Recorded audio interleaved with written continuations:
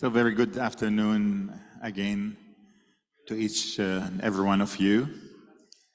We are gearing towards our almost, I would say, not yet final session, but almost final session from now till 5, which is another leap of 3 hours that you have graciously have been offering us from the morning and also last night, your time, your attention, your hearts and your minds.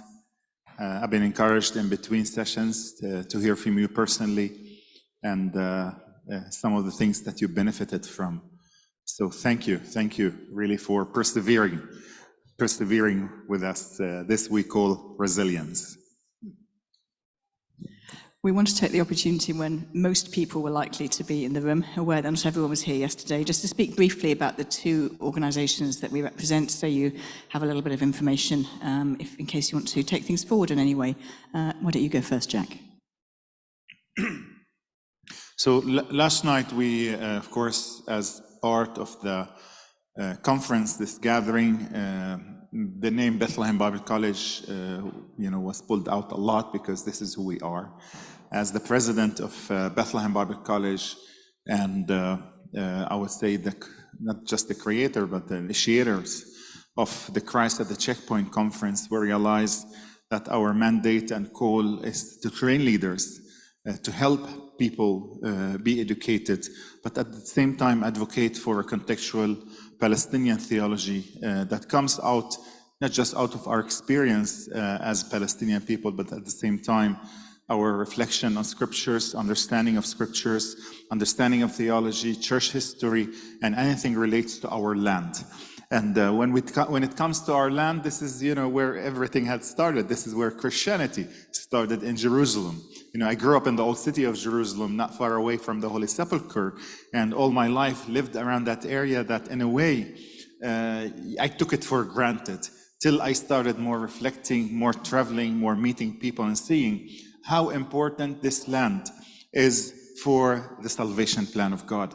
And from that moment, it just kind of like gave me the eureka to dive deeper into understanding history, geography, and bring it together at the Bethlehem Bible College as well for our students and those who are studying with us.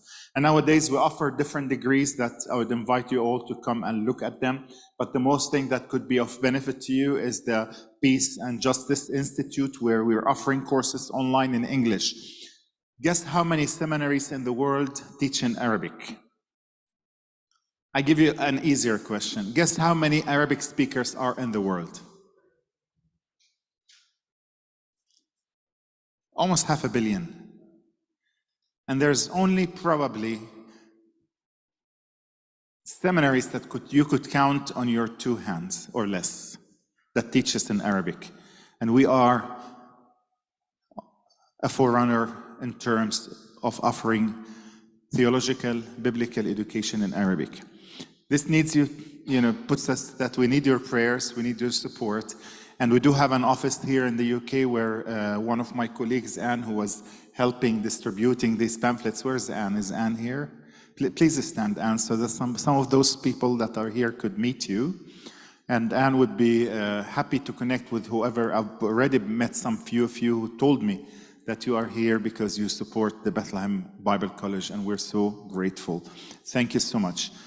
Bethlehem Bible College created the conference called Christ at the Checkpoint, which is a theological reflection on the issues of the Middle East, and specifically Palestine, the conflict, and the issues of the Palestinian people. And that movement continued to face a lot of suffering, a lot of struggle, a lot of attacks. I mean, it's no wonder, and a lot of times because of the things we talk about, like what we spoke about for this day and a half, we are labeled anywhere between anti-Semitic, anti-Christian, anti-evangelical, anti-Israel, all the antis that you could think of. At the end of days, when they say you are so biased, for the Palestinian, you know what my answer is. Hello, I am a Palestinian. That's my story. Thank you. The Centre for the Study of Bible and Violence is part of the Bristol Baptist College, which is actually the oldest free church theological college in the world. I'm getting a bit of a cheer from some of our students at the back. The CSBV And we provide theological education at every level, and obviously we train Baptist ministers for work in the UK and beyond. The CSBV was set up, I set it up in 2018, and it sits within the Bristol Baptist College, but doesn't really have a physical presence in the same way that the college does. We are a global community of people who are working in the area of Bible and violence. I should say areas of Bible and violence, because there are two areas that we work in. The first is the interpretation of biblical violence. And so between us, we have and are working on Judges, Psalms, Deuteronomy, Samuel, Genesis, Revelation, and some more. Our work is at the academic level, but then we are always looking to make it accessible for the church. And this twin imperative of doing meaningful research, cutting edge research, but then producing resources which will enable the church to handle scripture faithfully, lies at the heart of what we do and who we are. So that's one wing of our work. And then the other wing is looking at the use of the Bible in a violent world, and in particular, the weaponization of Scripture, the ways that Scripture is picked up and used to cause harm to other people. So we have and are working in the areas of domestic abuse, far right, racism, capital punishment, dominionism, Northern Ireland, Israel-Palestine, and others. I think that was just me brainstorming quickly. Once again, we're doing cutting-edge research. We have research students working for PhDs in these areas, and those of us who already have our doctorates are continuing to write and publish in these areas, but we're absolutely looking to do things that make a difference and help local churches to offer peaceful narratives and to counter these violent uses of Scripture. And so we've got a whole range of things that we do. We offer an MA, PhDs. I've mentioned, we've got 3 PhD students in the room. And we offer, and this is again me just quickly brainstorming, but I'm not sure it's a complete list. We have blogs, we have podcasts, we've got a whole range of videos on YouTube. We've got study materials. We host lectures, like Lent lectures, for example, we've hosted for the last 2 years, book launches, mainly online. A lot of our work is done online because we're trying to serve the global community. Our conference last year was called Global Perspectives on Bible and Violence, and we had contributors from 16 different countries. So that gives you an idea, and in many ways, because of what we do, because we do things virtually, that enables this global participation. So that just gives you a flavour of what we do. We're here to serve. We love to have conversations with people who are interested in our work or who are working in related areas. At the core of what we do is non-competitive collaboration and irenic discourse with anybody who is interested in having irenic discourse with us. I think that's enough about us. I'm going to hand over to Tony. Good afternoon, everyone. I hope you're enjoying the conference, as I am. So our morning session was powerful, at least for me. I don't know what you think about it. And now we're starting our afternoon session officially. And our afternoon session will focus on the theme of hermeneutics and power, specifically colonial and imperial power. So what we did in the morning is work of exegesis, and we spoke about hermeneutics and hermeneutical postures. But this session will be focused only on hermeneutics and the theology and the use or misuse of power in that. And we will follow the same structure that we followed. The idea is to have a British-Palestinian dialogue. So we will have a Palestinian voice, our Reverend Dr. Mitri Raheb, and a British voice, Reverend Dr. Alison Walker, and then a response from Sara Améstegui from Bolivia, who's the mother of my child, so hard to introduce her. Yes, and mine, of course. So, all right, so Reverend Mitri will be with us through Zoom. Unfortunately, he had visa problems and could not make it here. And Reverend Dr. Mitri is really a mentor for many of us. He's a pillar of Palestinian theology. founder and president of Dar al-Kalima University in Bethlehem, the most widely published Palestinian theologian. He has authored and edited more than 40 books, including The Cross in Context, Suffering and Redemption in Palestine, Faith and the Face of Empire, remains one of my favorite books. I'm a Palestinian Christian, originally published in German, and Bethlehem Besieged, that narrates the story of the siege of Bethlehem that many of my generation witnessed firsthand. His books have been translated so far into 11 languages. And Reverend Dr. Raheb is not only an academic, he's also a pastor. He served as the pastor of the Christmas Lutheran Church in Bethlehem from 1987 to 2017, and as the president of the Synod of the Evangelical Church, the Evangelical Lutheran Church in Jordan and the Holy Land from 2011 to 2016. Please join me in welcoming Reverend Dr. Mitri Raheb on Zoom.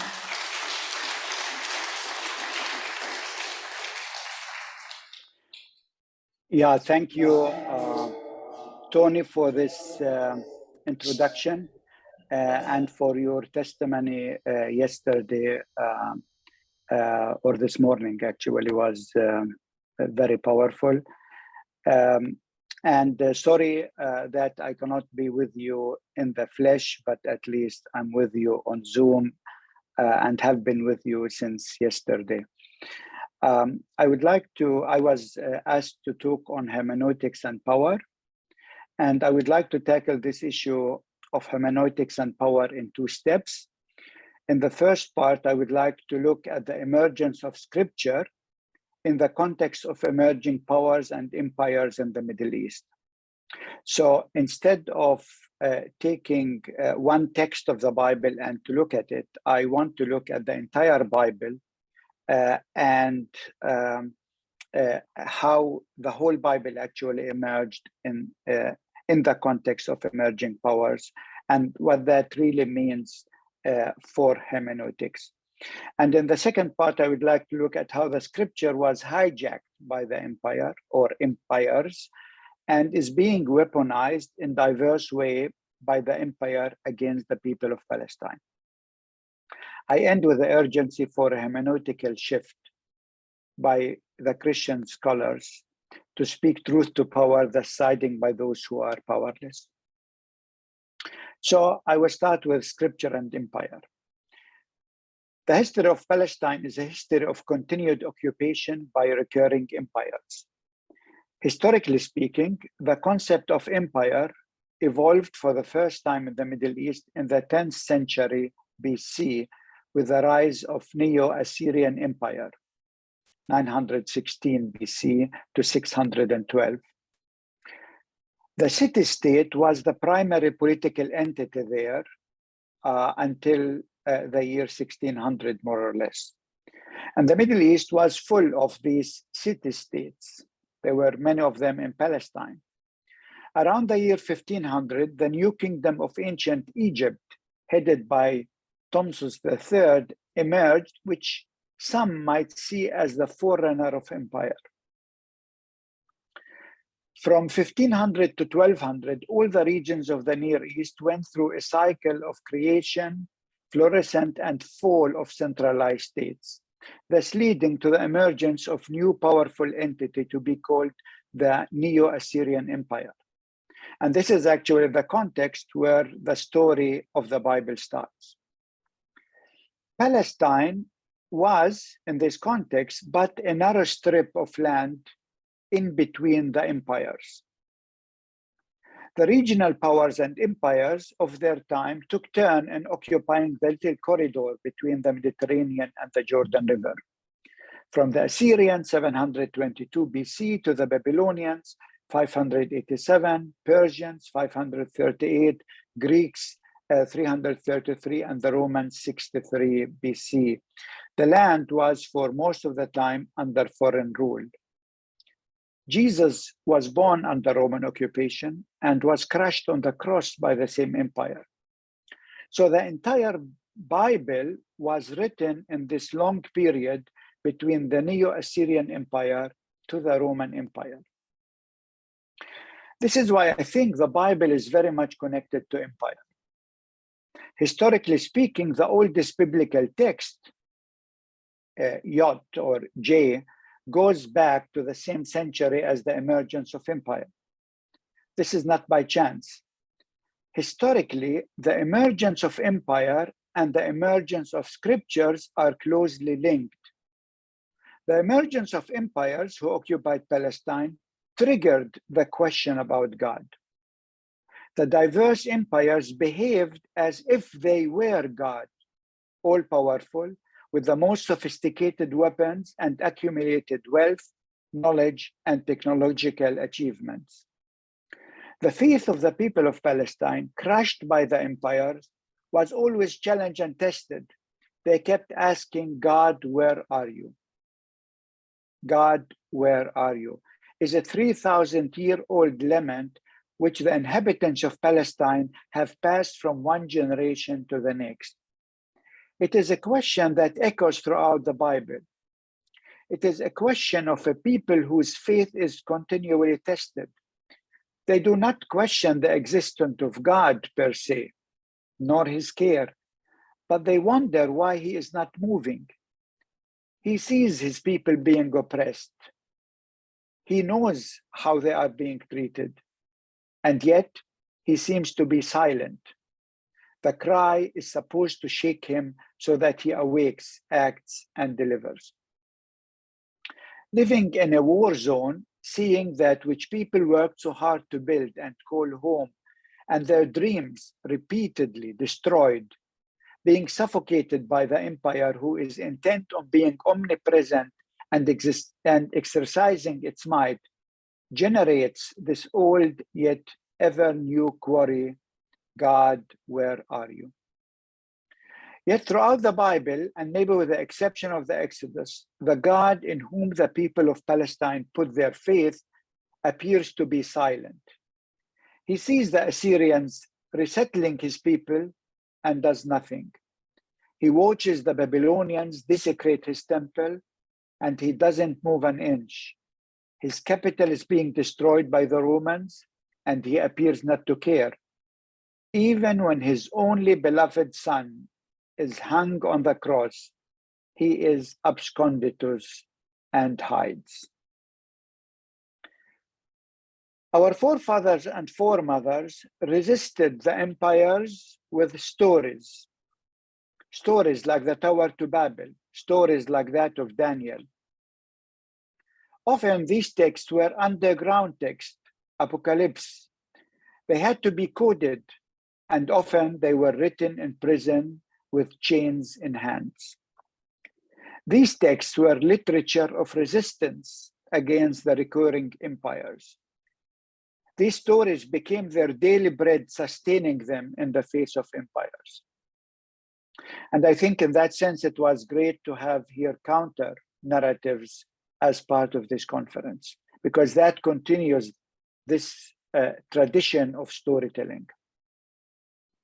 However, the history of Palestine did not end in the 1st century AD, like many theologians think, but continued after the Romans with the Byzantines, 332, the Arabs, 637, the Tartars, 1040, the Crusaders, 1099, the Ayyubids, 1187, the Tartars again, 1244, the Mamluks, 1291, the Mughals, 1301, the Ottomans, 1516, and the British, 1914, and finally the Israelis, 1948 and 67, to name just the main occupiers. For us Palestinians, we look back at an uninterrupted history of thousands of years where we see the continuity and discontinuity. And I think this is really what I missed this morning in the discussion. We're looking at the history of Palestine longue durée through this long lens. We cannot but see the state of Israel in this series of empires occupying Palestine. This is against the trend that sees the state of Israel in connection to the Israelites of the Bible. Israel today is part of empire or is empire by proxy. Norman Gottwald, in his article, Early Israel as an Anti-Imperial Community, paints a highly idealistic picture of ancient Israel, but then concludes, to complete the analogy, the present-day equivalent of ancient Israel might probably be relatively powerless countries like Cuba, Nicaragua, Chile, Venezuela, Vietnam, and Iraq, all of whom have been the object of hostility and aggression from the American empire. And the supreme irony, Palestinians of the West Bank may most nearly approximate the early Israelites since they occupy the same terrain, practice similar livelihood, and long for deliverance from the Canaanite state of Israel backed by the American empire. So for me, it's really important to see this context, how the Bible emerged as actually literature of resistance. And that actually the main reason for the Bible was to resist the empire. So this is for me like the hermeneutical key. And we need to look at the power balance really to understand what actually the main intention of the Bible is. So I come to the second point, which is the power analysis, empire as settler colonialism. Yet to explain the prevailing situation in Palestine, people continue to refer to it as a conflict between two parties, even though they are not equal, a conflict over land and resources, or a conflict over holy places, deeply connected to identity. This is the prevailing paradigm used in the media, in academia, and in popular debate. This paradigm is dominant today. Based on this assumption, the international community tries to solve the conflict, or at least to manage it, yet with no success. Flawed assumptions have led to the deteriorating situation and disastrous outcome to which we are witnessing today. The framework of conflict is misleading, to say the least.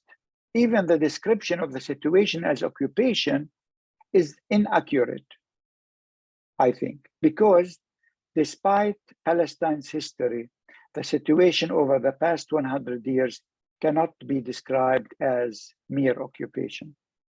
There is a dire need for a new framework and a paradigm shift. This paper argues that the situation prevailing in Palestine since the Balfour Declaration is one of settler colonialism enabled by empire. So the state of Israel must be seen as an integral part of empire, or empire by proxy. The colonization of Palestine in modern history was facilitated by the British Empire through the Balfour Declaration and continues to be made possible by the American Empire. In this sense, the imperial project that started in the mid-19th century continues today. And I think this morning people were asking, there was the question, why this whole notion actually of Israel started in the 19th century Europe. For me, that was connected actually to the nationalism, European nationalism. And so Europe, in that context of nationalism, projected an ethno-national state into the Bible, leading to this whole reading of scripture with a Zionistic lens. And this morning, for me, was a continuation of this imperial theology to some extent. However, empire today is a complex reality and is bigger than one state, nation, or military power. The Accra Confession defined empire as the convergence of economic, political, cultural, geographic, and military imperial interests, systems, and networks that seek to dominate political power and economic wealth. Empire typically forces and facilitated the flow of wealth and power from vulnerable persons, communities, and countries to the more powerful. Empire today is linked to both Western hegemony that built its wealth over centuries of colonialism, and to a vast military-industrial complex. Israel is part of this empire and is sustained by it with suppliers of hardware, such as submarines from Germany, F-35 fighter jet from the US, the Iron Dome, and political backing, including also from the UK. Israel is seen as part of the Western world, serving their interest as one of their main allies. Or it's quoted usually that Israel and Europe, they share the same values, but actually these are imperial values.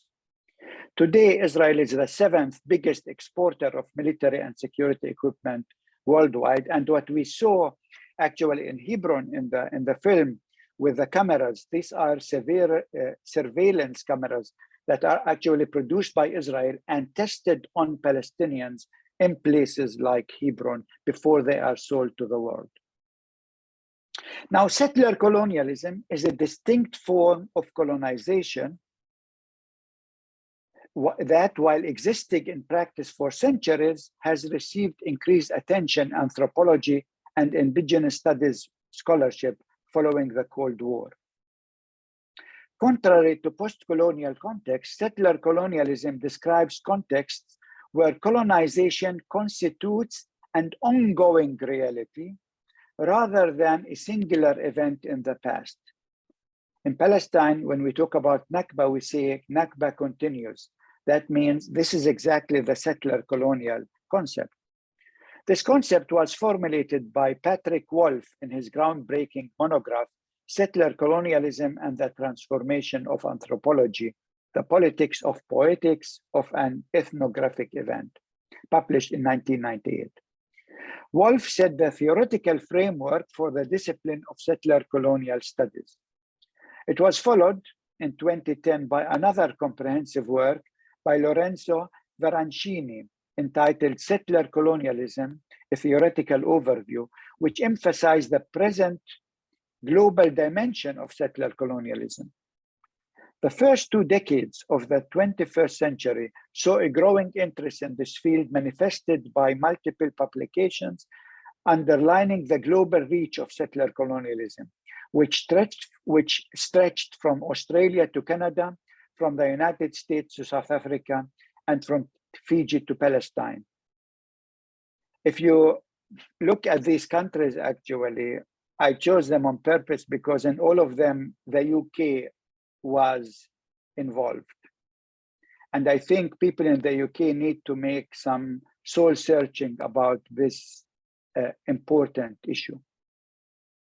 The permanent settlement of colonialist and occupied land is the main feature that distinguished settler colonialism from classical or neo-colonialism.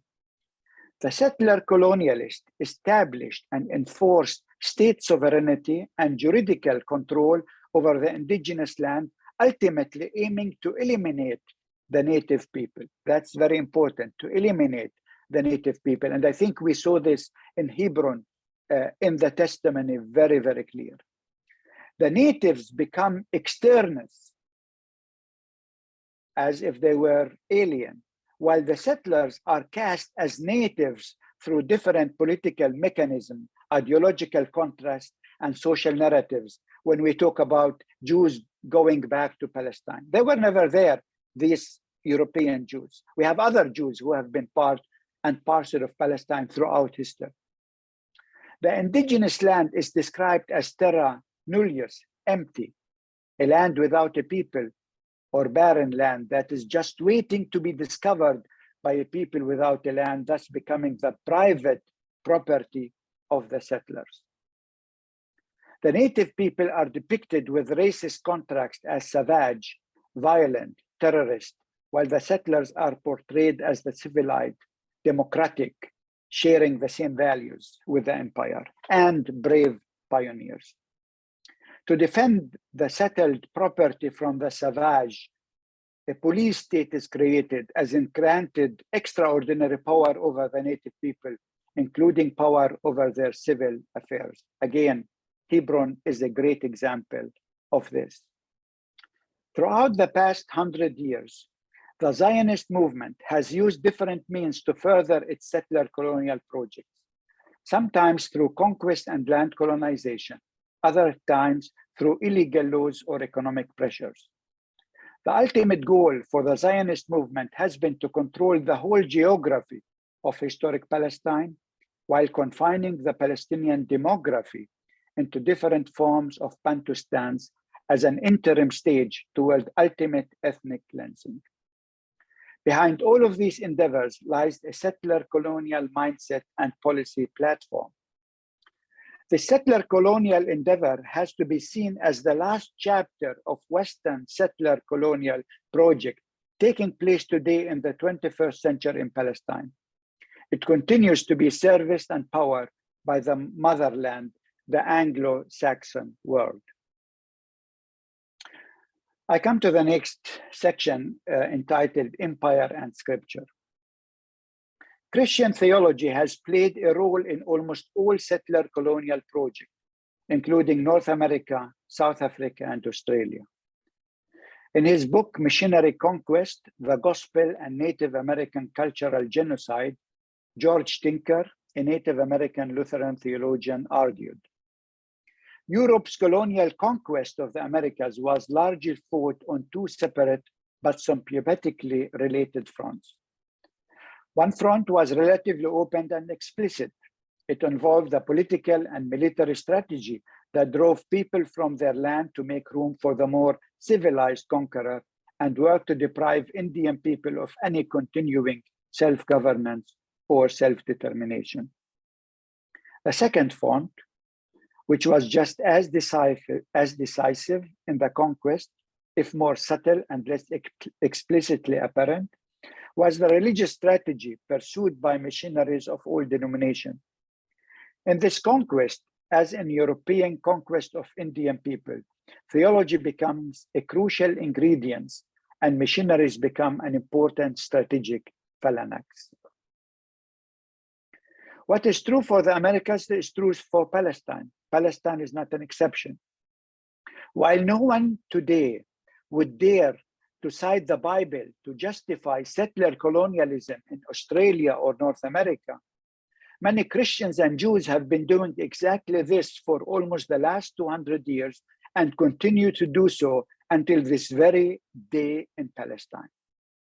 While some churches in Canada, Australia, and certain parts of the United States are confronting their own settler colonial heritage, Israel is advancing its settler colonial project at a rapid pace. These churches in Canada, for example, now acknowledge that they stand on land owned by First Nation, whereas Israeli settlers and colonizers, we saw it in Hebron again, are grabbing land from defenseless Palestinian families throughout the West Bank. All of these activities are based on a biblical discourse that gives the settlers the requisite theological rationale. So what started originally as text of resistance became in the modern reception history text of oppression. Biblical texts, which were meant to be text of liberation, were hijacked by the Anglo-Saxon Empire to become text of oppression, dispossession, and imperial rule. Average Christians in the pew, consciously or subconsciously, connect the modern state of Israel with the biblical Israel, which leads to a fatal interpretation of reality, to the sanctioning of the colonization of Palestinian land, and to further marginalization of the Palestinian people. The Bible as the good news that sustained the people of Palestine in the face of recurring empires throughout centuries turn into bad news that supports human rights violation in the name of divine rights. We need to realize that the Israeli settler colonial project is sustained not only by the hardware provided by the empires, but also by the software. The empire provides Israel with the software of a biblical blueprint that paints colonial practices with theological justification like promised land, chosen people, Romans 9-11. The software further depicts Israel as a shining example of the so-called democratic world and Western values. The software elevates the so-called Judeo-Christian tradition that become a code for cultural and ethnic supremacy. We are in dire need to crack this software and to develop a new hermeneutics that challenge the empire, which means power, of our time, and rediscovers the Bible as text of creative resistance. Yet churches are very hesitant to do this. And for me, this morning was such an example. So I come to the next subtitle, The Ecumenical Deal. The Jewish liberation theologian Mark Ellis coined the phrase the ecumenical deal to describe the relationship between the Jewish synagogue and the Christian church in the West. This ecumenical deal is usually referred to as interfaith ecumenical dialogue or post-Holocaust, where Jews and Christians have mended their relationship. Israel has been a critical influence in this dialogue, the State of Israel. Christians supported the State of Israel as repentance for anti-Semitism and the Holocaust. As Israel became more controversial due to their abuse of Palestinians, Christians remained silent or hesitant. I saw this in this morning.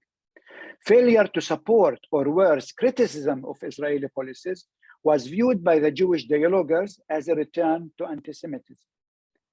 The dialogue became a deal.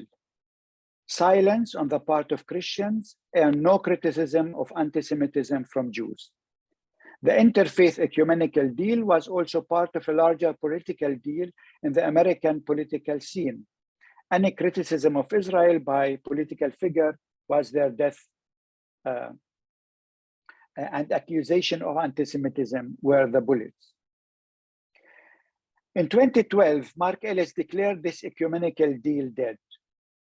While several mainline Protestant churches like the Presbyterian Church USA and UCC are today more articulate than ever, most of the mega and influential congregation in the Anglo-Saxon world are sticking to the ecumenical deal, just as it is still alive and even thriving in many European countries like Germany, Holland, and even in Sweden. What is true for churches is true for mainline Protestant hermeneutic.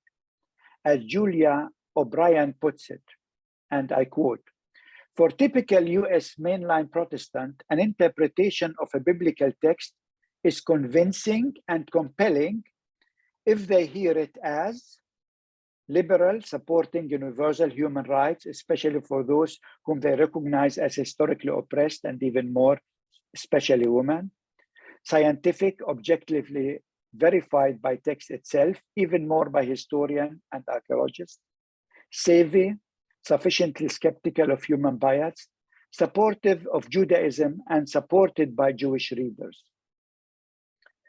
An interpretation is problematic," she added, "if they hear it as socially conservative, unconcerned with improvement of this world, especially the status of women, fundamentalist or overly biased, accepting biblical testimony as face value, ideological, promoting only one side of a conflict that they believe is multifaceted, challenging what Jews say about the Old Testament."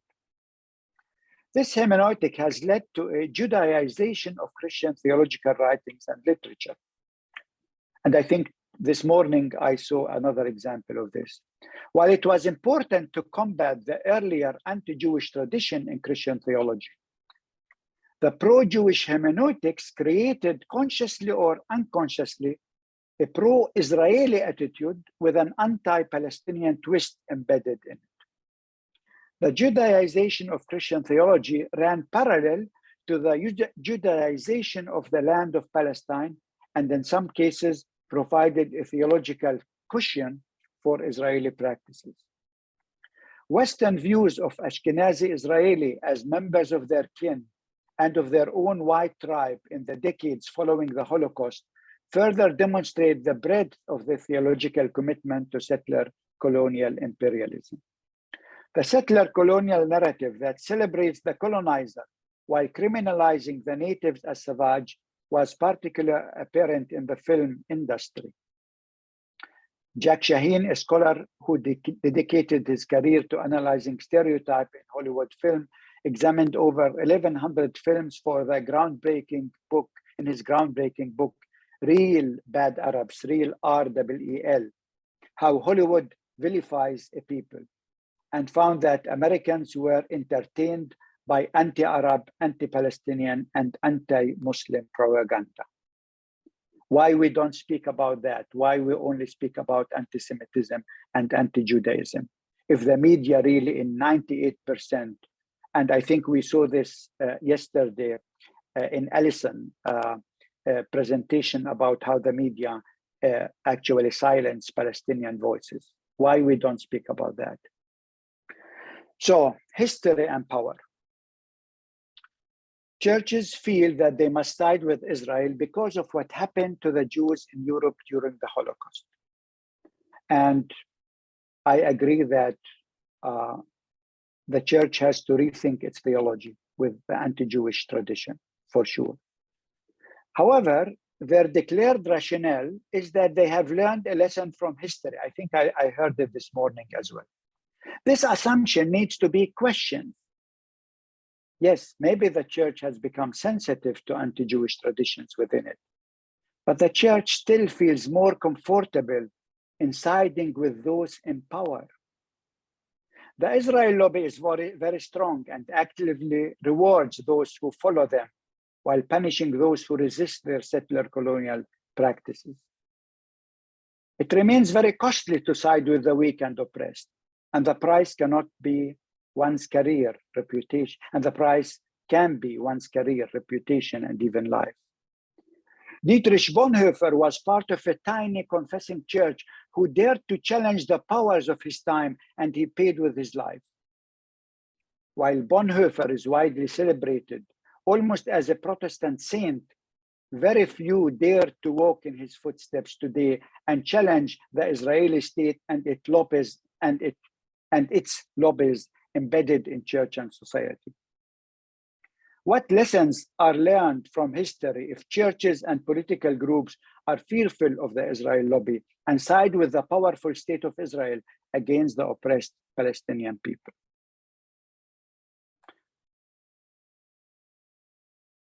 The next subtitle, Apartheid. Historically speaking, and as part of their settler colonial practices, Western churches developed hermeneutics that supported apartheid and segregation based on race and ethnicity. They found biblical verses in support of such ideologies. By the way, the same verse against Black and against Palestinian. This is done by some Christian Zionists today regarding Palestine. Many years ago, credible politicians like President Jimmy Carter warned that without a real peace agreement, the Israeli occupation would lead to an apartheid system. President Carter was followed by Israeli politicians who rang similar alarms. In the last 2 years, several highly credible human rights organizations, including Jewish human rights organizations like Bethlehem, have declared that the threshold has been crossed and that apartheid now exists on both sides of the green line. Although human rights organizations like Human Rights Watch, Amnesty International have identified the situation in historic Palestine as apartheid, the definition of apartheid was set by the Geneva Convention. I will skip actually this because there was lots of talk about it in the morning. So let me maybe, since my time is slowly running up, I will come to the conclusion towards a hermeneutical paradigm shift. The same Western politicians and church leaders who shy away from supporting Palestine and criminalize Palestinian resistance are mobilizing political, financial, public relations, and military power in support of Ukraine against Russia. While they perceive the 2022 Russian invasion as a clear cut of atrocity that requires support for the Ukrainian people, they describe the Israeli occupation of Palestinian land as complicated. If there is a word that I hate, it's the word complicated, ignoring the clarity of the case in international law. The description complicated is used to blur the Palestinian issue, portraying it as an exception to the rule. Palestine presents a real challenge to the credibility of the entire Western world, which has not yet come to terms with the ramification of its settler colonial heritage. And let me here pose the question, why the whole morning talk about anti-Semitism and not talk about settler colonialism, which is part and parcel actually of church history and of British colonial history? Why just take one piece, and that is anti-Semitism? I think it is connected to power, because the Israel lobby is so powerful that he keeps, actually forcing us to talk about anti-Semitism, while the native people in South Africa, in North America, in Australia are powerless. The Black people in South Africa are powerless. So we don't talk about what our church, our theology, and our actual empires have done to them. So think about this power factor, that really, this is the most important part of my speech. Think why take anti-Semitism as the one example of church heritage and not talk about settler colonialism, about apartheid in South Africa, in North America, etc., as something that we have to repent to and to be very careful how we use the Bible. So I assume the last part. Unfortunately, there is no indication that the Western world will wake up. The West will continue to provide their ally with military hardware and theological software. The State of Israel is the 7th largest military power worldwide, and the Jewish lobby is investing billions of dollars to silence voices that oppose the settler colonial project. They do not feel any urgency or reason to compromise. On the contrary, the Israeli establishment now sees an opportunity to seal its deal and bring its settler colonial project to its ultimate completion. Yet, some cracks in the wall are visible, and the Israeli settler colonial project is failing. Today in historic Palestine, there is an equal number of Palestinians to Israeli Jews, and all Palestinians, irrespective of where they live and under which jurisdiction, within the Green Light, in the West Bank, East Jerusalem, Gaza, or in exile, have recognized the real intention and nature of the settler colonial project. Palestinians will not disappear from the land where their roots lie. We continue to demonstrate unity across artificial borders and determination to resist the settler colonial project with all available means. And with that, we are part of this biblical history of resistance. There is a young and dynamic generation of Palestinians who are articulate, passionate, skilled, and active in defending their case. And I think at this conference, many told their counter narrative and their testimonies. If the name of the game for Israeli is settler colonialism, the name of the game for Palestinians is resilience, sumud. Reverend Jack alluded to that. For more than 70 years, Palestinians have faithfully shown a tremendous strength to resist, incredible forms of resilience, and creative ways to survive. The Palestinians are not moving, and they will persist in the face of Israeli settler colonial project. The Israeli settler colonial project constitutes a threat to Palestinians and to the many Jews who desire to live in peace with the Palestinians. While the peace camp in Israel has shrunk tremendously, Jewish groups in the diaspora, like Jewish Voices for Peace, have recognized the harm that the Israeli settler colonial project is doing to their Jewish identity and liberal outlook. They do not want to associate with the policies and settler colonial practices of the Jewish state. They declare freely and unapologetically their solidarity and support for an end to the settler colonial project. Solidarity networks have been created with social justice movements like Black Lives Matter, with artists from First Nation, Indigenous American, and Aboriginal peoples. Conferences focusing on Palestinian contextual theology are taking place in many locations, including Bristol. Will this bring about the desired change soon? I doubt it. Yet all these steps will continue to widen the cracks in the wall until the day that it will fall. I have no doubt that all walls will fall. There is no future for the settler colonial project. Palestine must be understood as one of the last anti-colonial struggles in an era regarded as post-colonial. I will repeat this, I know I need to end. Palestine must be understood as one of the last anti-colonial struggles in an era regarded as post-colonial. The Bible will continue to be a battlefield. Some scholars will continue to find in it text that supports settler colonialism. The book of Joshua can be read as a blueprint for settler colonialism and ethnic cleansing. Other scholars will highlight texts of liberation, and there are numerous. Scripture will continue to be ambivalent. What scholars found there says not so much about the text itself, but it says more about the interpreters. Empires will continue to weaponize scripture for their own political and economic interests, while those powerless will utilize scripture for their freedom and liberation. Those in power will continue to use scripture to keep their power, and those powerless will use scripture to get to power. In this battle, the scholar is asked to determine her stand. Will she side with his hermeneutic with those in power, or will he come to aid those who lack power? To believe that the scholar is neutral is a myth. Those who claim to develop a kind of an objective theology tend to side with those on power.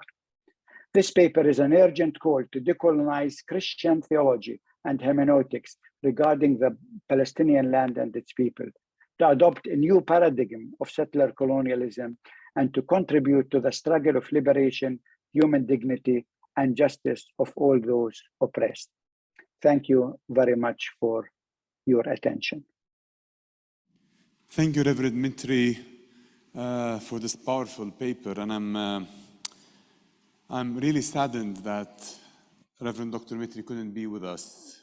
Would have loved to have him here with us to continue this discussion and to continue the discussion over dinner. He raised many important points and challenged me personally also. We continue with Reverend Dr. Alison Walker. Reverend Dr. Walker is an ordained priest in the Church of England. She was interim tutor at Trinity College, Bristol, where we first met last year. She taught there Christian doctrine, Black theology, and Anglican history. Her research focuses on the work of Willie James Jennings, also a friend of Christ at the Checkpoint. And she particularly attends to a theology of race and creation. Thank you. Welcome me, please, and welcoming Reverend Dr. Alison.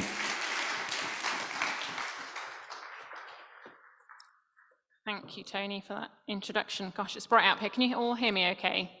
Yeah, good.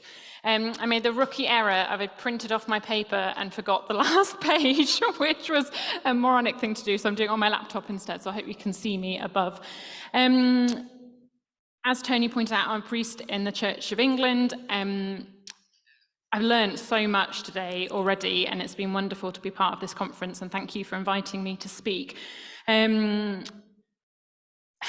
Part of the focus of my research is kind of to critique the misuse of power, particularly within my own denomination, the Church of England, particularly during British colonialism. And I guess framing that within this hermeneutics and power conversation, I'm kind of concerned, given the huge amount of power the Church of England has historically wielded, whether it can fix its own house to rectify some of those abuses of power. So can the master's tools dismantle the master's house, as Audre Lorde famously said? So I see this piece that I'm about to present now as highlighting a misuse of power by the Church of England, as well as actually drawing on an example with the Roman Catholic Church as well, particularly in respect to the use of baptismal practice. And having brought to light that kind of fairly specific action of harm within a period of colonialism, I then offer some constructive proposals for my own denomination of the Church of England, which might not necessarily be suitable for other contexts, but this is sort of part of the work that I'm trying to do to speak to my own context. So I'm kind of seeking to subvert colonial logics that have been present within the life of the church. That's what I'm hoping to do, but I'm aware that there are other colonial logics that I've not accounted for to here, which I've just learned a lot about there, which was fascinating. I feel like I've got lots more I want to go and read and learn about. But that's why I'm interested to see what discussion this paper generates. And just to stress again, I see myself as a learner in this space more than anything else. I've never had to flee my home or be fearful of exercising my faith in England. So, hermeneutics and power, baptism as a means of grace and a means of control. In theologies of grace, attention is given to so-called means of grace. In the Catechism of the Book of Common Prayer, a sacrament is defined as an outward and visible sign of an inward and spiritual grace given unto us, ordained by Christ himself, as a means whereby we receive the same and a pledge to ensure us thereof. The 39 articles give further instruction in that these sacraments ordained by Christ, that is, baptism and Holy Communion, and I quote, "be not badges or tokens of Christian men's profession, but rather they be certain sure witnesses and effectual signs of grace and God's goodwill towards us," end quote. The sacrament is not the source or cause of grace, but is one of the means by which humans receive God's grace as a visible outworking of God's promises in Scripture. So John Calvin writes that sacraments are, and I quote, "Sacraments are exercises which confirm our faith in the word of God. And because we are carnal, they are exhibited under carnal objects. And hence Augustine calls a sacrament a visible word, because it represents the promises of God as in a picture and places them in our view in a graphic bodily form," end quote. While, of course, differing unsacramental understandings of baptism exist, the rite is commonly understood as one such means of grace, an embodiment of the promises of God, a visible word. In the Lima document, adopted by the World Council of Churches in 1982, baptism is understood as a bestowal of God's grace, a sign of new life, incorporation into Christ, and a uniting with Christ's people. The rite of baptism, as a result of the joining of the baptized person to Christ's people, interacts with our ecclesial and social political realities. And it is these interactions and the misuse of power in these settings that I wish to explore in what I'm presenting today.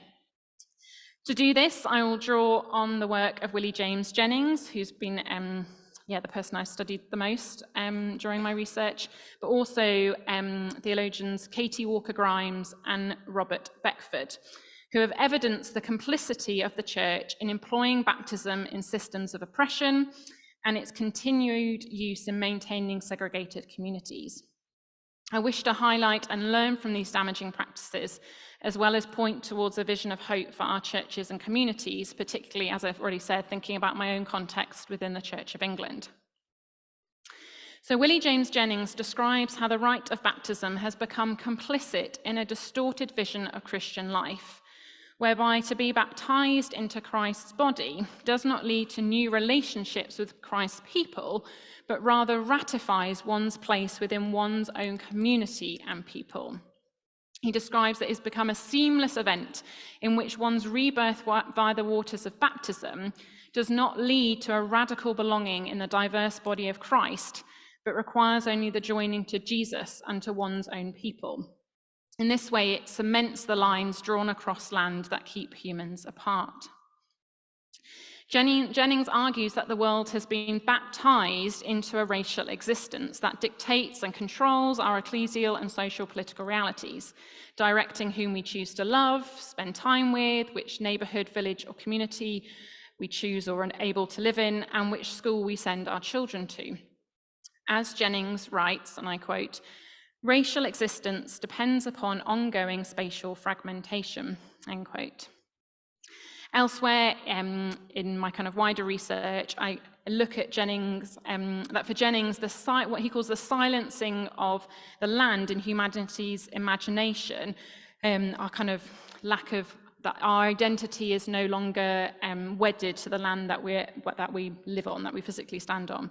And he says this silencing of the land in our imagination has led to the cementing of racial existence in the social imagination of the West. A deformed racial relationship to land has led to both a racial calculus and the creation of fixed boundaries and lines that segregate and isolate people from one another. He's thinking particularly about the context in North America, that he says about those wielding weapons police these lines, protecting one's private property at the cost of human lives. And he states how it's regularly Black lives that suffer the consequences of the policing of space in this way within his own context, but also I would say within the UK as well. This baptism into racial existence also governs church life, as Christians attend churches where on the whole everyone looks and worships exactly alike. As such, there are segregated ecclesial communities due to this distorted vision of Christian life, actualized in the colonial moment. These communities do not necessarily require negotiation of how to worship with those of different cultural backgrounds. There is little joining between those who are different, but instead a monolithic community. And Jennings writes powerfully of the tragedy of this baptism into racial existence for the church. So I quote him at length here, but I think it's worth sharing these words. So he writes, "This tragedy of this baptism into racial existence, it has stolen from the church its revolutionary power of belonging in Christ. People from vastly different regions, histories, and ways of life through the optic of race imagine themselves or imagine others as part of a white race or a Black race or something in between. The point here is not how they designate themselves. The point is the power to imagine connection, belonging. In almost all cases, such racial imagining is always stronger, more enduring, and more divisive than ecclesial belonging. Moreover, the church, crippled by its colonialist-born disease, is utterly impotent in the face of ethnic strife, becoming in many cases simply the church of a particular people and not a place for the radical belonging of all people." End quote. The rite of baptism, then, is used to solidify racial existence and actually contributes to patterns of racial hierarchy. Katie Walker-Grimes and Robert Beckford, investigating the Catholic Church, Roman Catholic Church and the Church of England, respectively, consider how baptism practices during the period of transatlantic chattel slavery were employed in such a manner. So investigating the allegiance, yes, I think that's how you say that word, allegiance of baptismal practices with slavery within the Roman Catholic Church, Walker-Grimes describes baptism's use as a means of forced social death, coercion, and control. Prior to boarding ships to the Americas, African captives kidnapped from across the whole of the African continent were forcefully baptized en masse at ports by Catholic priests, sprinkled with holy water while shackled, and then assigned a European name. Walker-Grimes writes, and I quote, "Performed en masse, baptism stripped Africans of their social identities, as well as their individuality, helping to consolidate them into a single racial type," end quote. Upon their arrival in the Americas, the social death of Africans continued as they became bound to their white masters and were only able to forge new communities with their fellow captives in light of their enslaved state. The sacrament of baptism, and with it the incorporation, yes, you know what I'm trying to say, into Christian community, did not protect trafficked Africans from the evils of slavery, but continued to bring death to their social realities. So, for example, enslaved children were often baptized without their parents' permission, and in places like Louisiana, priests would name the enslaver as the father, despite knowing this to be untrue. This practice denied the right of the enslaved to a family, a further loss to their social reality. In certain contexts, receiving the sacrament of baptism permitted slaves to a family and a surname. Walker Grimes writes concerning this practice, and I quote again, "Here baptism enforced slavery's logic perfectly. Black people receive life of all kinds, physical, social, and familiar, not as a right that they are owed, but as a gift that they can never deserve," end quote. Moreover, baptism rarely granted a slave's emancipation, and if it was granted, this was at the discretion of their white master, another gift dependent on white mercy. To be a good, pious Catholic was to accept one's enslavement, and therefore baptism helped solidify a moral order in ecclesial and social life. Furthermore, baptism did not give equal rights to the other sacraments, as was the case for white Catholics. Even free Black Catholics were denied access to holy orders, and slaves were often kept from receiving Holy Communion. Enslaved Africans were prevented from maturing in their faith, kept in ignorance to disempower and ensure they remained dependent on their white masters. Within the body of Christ, a family of supposedly equal brothers and sisters, skin color dictated how one was treated. Walker Grimes summarizes the perverse nature of baptism under these conditions of what she calls anti-Blackness supremacy. And she writes, and again I quote her here at length, "Baptism ushered slaves not out of bondage and into freedom, but from freedom and into bondage. It brought slaves not out of death and into life, but from life and into death, both social and physical. Baptism ought to pronounce liberation and life to be kindred spirits essentially connected.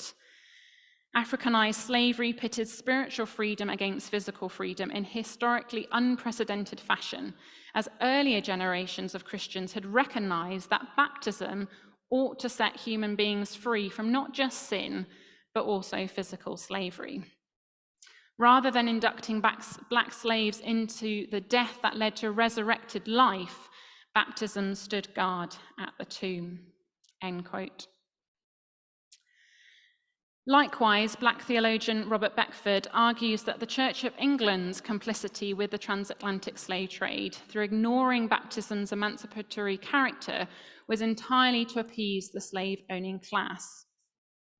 The Church of England assured slave owners in the British colonies of Barbados and Jamaica that slaves could be evangelized and subsequently baptized without requiring their manumission. British legislation was passed in 1696 and 1729 to support this theological rationale of the Church of England in law. Furthermore, scriptural exegesis was used to keep African slaves docile and obedient to their white masters. For example, classic passages, Colossians 3 was a common text employed to advocate that slaves obey their earthly masters. They also utilized Genesis 9, verses 20 to 27, to teach that enslavement was enshrined in a divinely ordered hierarchy. Slaves were not told of the liberating power of the gospel, nor given the skills to discern for themselves the biblical witness and richness of Christianity. Instead, slaves were taught to obey the instructions of the priests. Beckford describes this as the formation of Protestant zombies, where religious conversion and baptism maintain the, quote, subjugation of the slave and thereby create an enslaved Christian body with limited Christian knowledge, that is, a Christian zombie. In this way, baptism provided religious sanction for obedience to an unjust order, end quote. Beckford continues to describe how in the American and West Indian colonies, Black slaves were marginalized in liturgical spaces by white control. Whites withdrew from parish churches into domestic spaces for religious practice, particularly for the rites of baptism and marriage, to ensure the absence of black slaves from their worship. This resulted not only in the preservation of English cultural identity in worship spaces, the beginnings of that monolithic and segregated ecclesial community, as Jennings, I've already alluded to in Jennings's work, but that practice of retreating to domestic spaces also upheld the perception of black inferiority.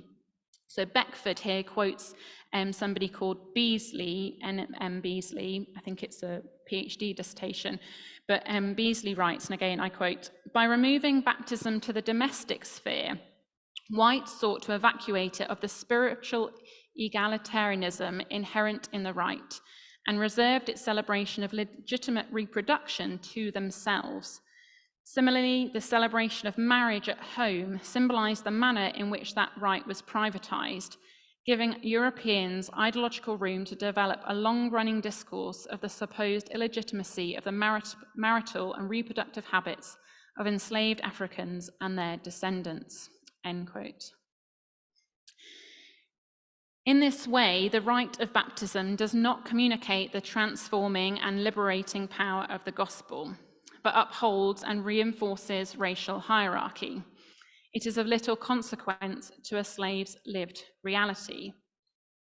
The welcome into the community of the church is cheapened when not all the brothers and sisters are present for the celebration, further endorsing the perceived inferiority of black life within the family of God. As such, Beckford argues it is clear that the Church of England is complicit with the colonial powers, rather than witnessing to the emancipatory gospel of Jesus Christ. In light of this interaction with Walker Grimes and Beckford, I wish to return to Jennings and his suggestions on the way forward for the church. Jennings's plea is that churches pay attention to the spatial reality of their life and the way their practices may continue to nurture racial existence and homogeneous spaces.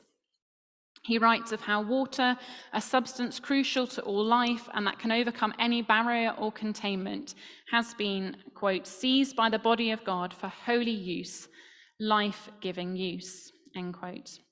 As Christians are washed by this water and rise to new life in Christ, they are given, and again I quote, "power to nurture life and to overcome boundaries. However, this is not a power of our own, but the power of the one who fulfilled all righteousness in being baptized," end quote. Through the power of Christ, baptism is able to disrupt the spatial fragmentation that perpetuates the segregation of Christians. To overcome the boundaries of spatial existence, however, requires churches to be aware of their love of homogeneity. So Jennings writes, and again I quote, "A church comfortable inside its boundaries, social, economic, educational, racial, spatial, is a church formed to protect those boundaries at any cost. Such a church has forgotten its real baptism," end quote.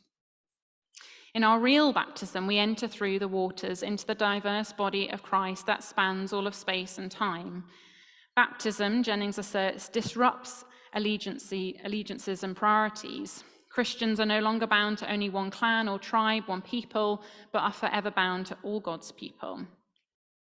This journey towards others is what God requires, mirrored on the witness of his own life that joined Jew and Gentile, that joined humanity in flesh and spit and soil. Those of us who are European teachers and pastors in the church must reflect on our complicity in maintaining racial existence and segregated communities, and I feel begin to teach and act out the disruptive nature of baptism that leads us into relationships of responsiveness and intimacy with those who are different from ourselves. I'm conscious I've only touched on possible ways forward, and this conversation, especially given what we just heard, is many-layered and requires much reflection and self-examination. I wish, therefore, to bring to the fore two salient reflections, which I think, again, particularly for my own denomination of the Church of England. What are we to do in light of the evils that the institution has committed? In these examples, specifically the Church of England and the Roman Catholic Church.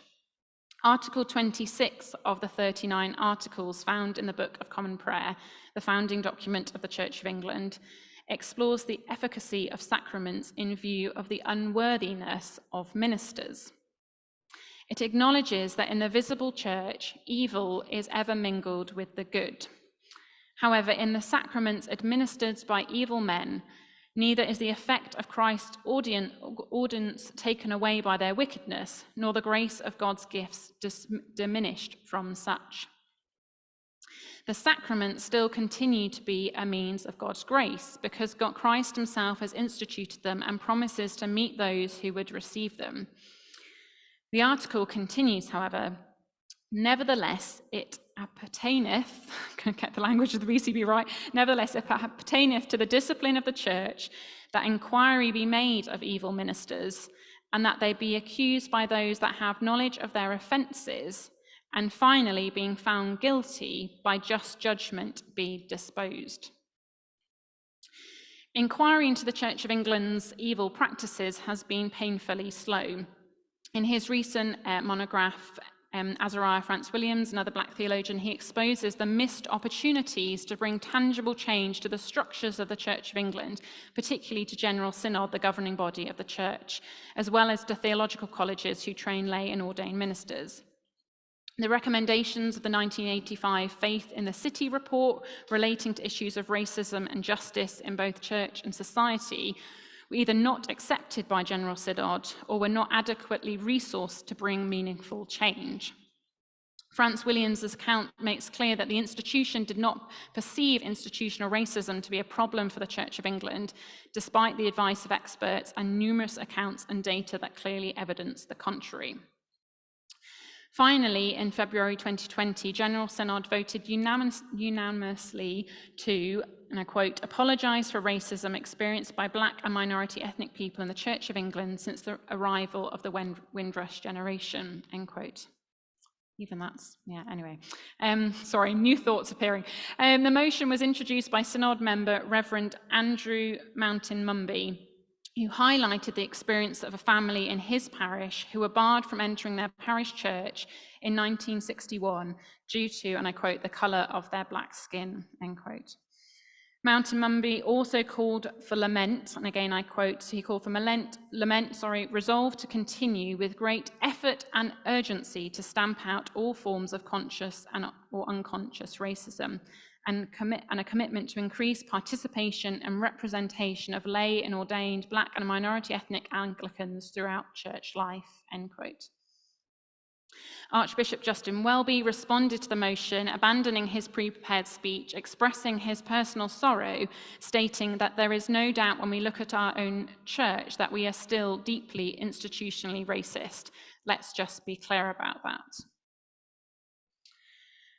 Returning to the local level, what is the parish church to do in light of the evils that the church as an institution has committed? Are parish congregations aware of the passing of this motion in Synod and the need to dramatically address past and current racism? In some parishes, this work has begun. For example, the PCC, Parochial Church Council, of St. Peter's, Dorchester, have recently voted to remove a memorial commemorating an 18th century slave owner buried in the church grounds, who owned a plantation in Jamaica. Given Robert Beckford's exposure of Church of England practices in Jamaica in the 18th century, it is likely that this plantation owner was complicit in baptizing slaves who did not receive their emancipation upon their baptism. Perhaps this parish church, along with others who discover links to the transatlantic slave trade, would consider acts of repentance and repair. Acts of repentance could be tied to the liturgy of baptism itself. Christian baptism, according to our Church of England liturgy, is a participation in the death and resurrection of Christ, dying to sin in order to be reborn in him, although I think we'd all agree with that, I hope, in terms of what Christian baptism is. Therefore, from the earliest times, Easter was a preferred occasion for baptism when Christians gather to celebrate Christ's resurrection. This practice continues in the Church of England either with a celebration of baptism during the service, or at the very least the renewal of baptismal vows. And often there's sometimes priests will go around like sprinkling the congregation with holy water to remind us of our baptism. This gives the parish congregation an opportunity to reject or rebellion against God, to repent of the sins that separate us from God and neighbour, and return and submit to Christ as Lord and Saviour.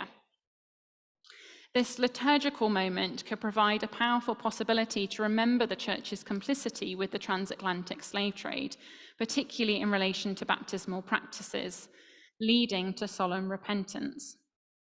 Furthermore, the process of creating such a liturgy for a parish church could be prepared alongside teaching on the disruptive nature of baptism that Jennings has envisioned for us. Such teaching could hope to disrupt congregations from comfortable societal and familiar norms, expose unconscious racism in a parish church, and encourage the fostering of Christian bonds of kinship with sisters and brothers who may be very different from themselves.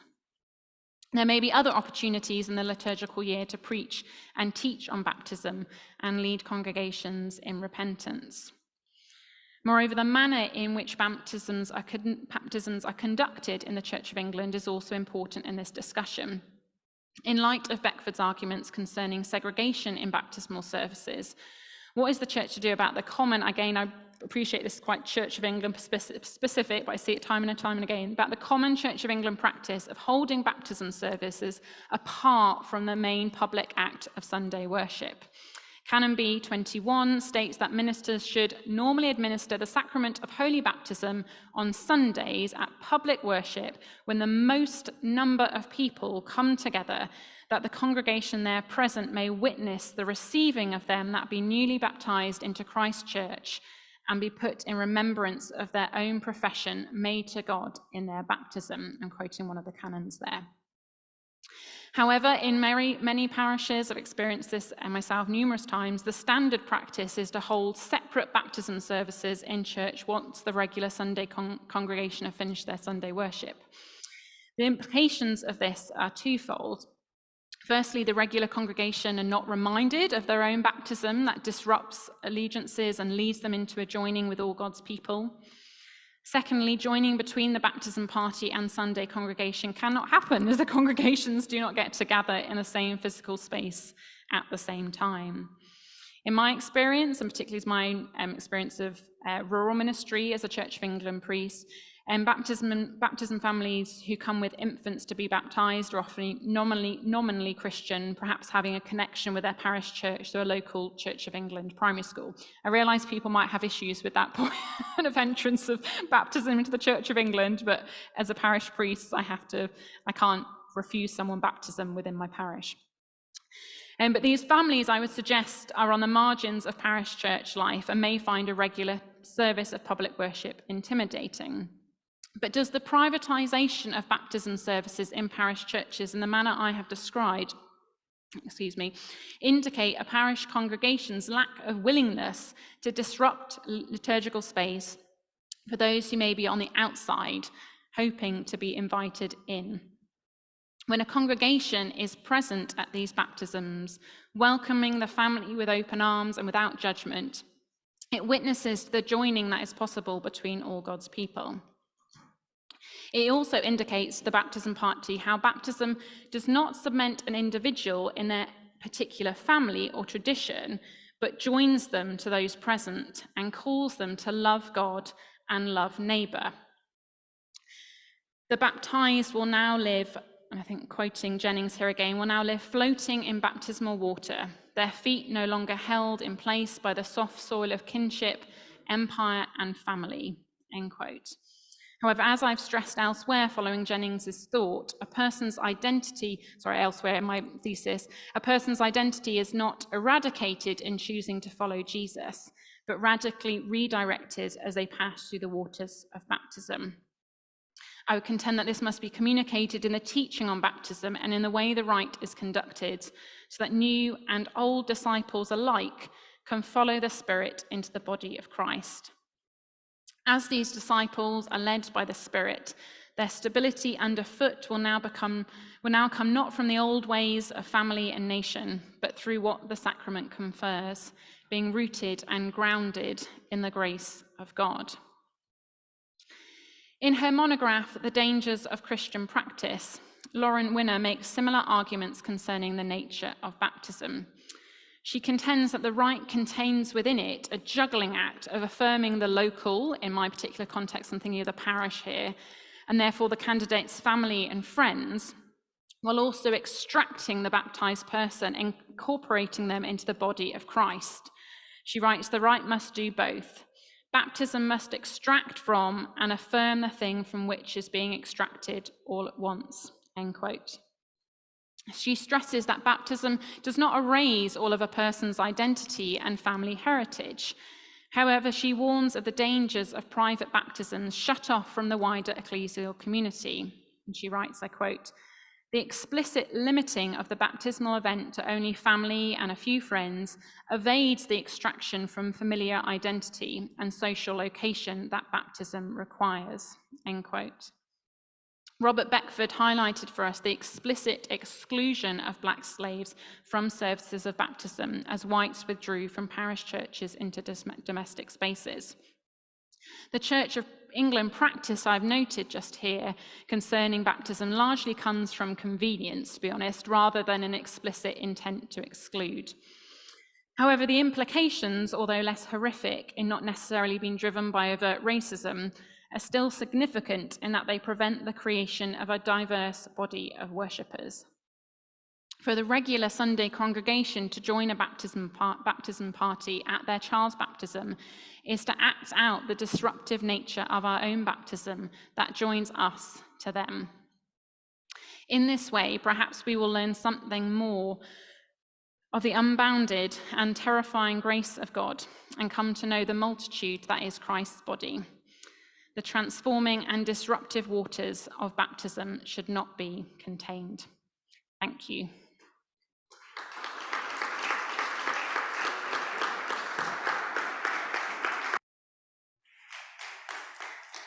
Thank you, Dr. Alison, for a powerful paper highlighting not only the weaponization of baptism, but also the way forward, which is very important.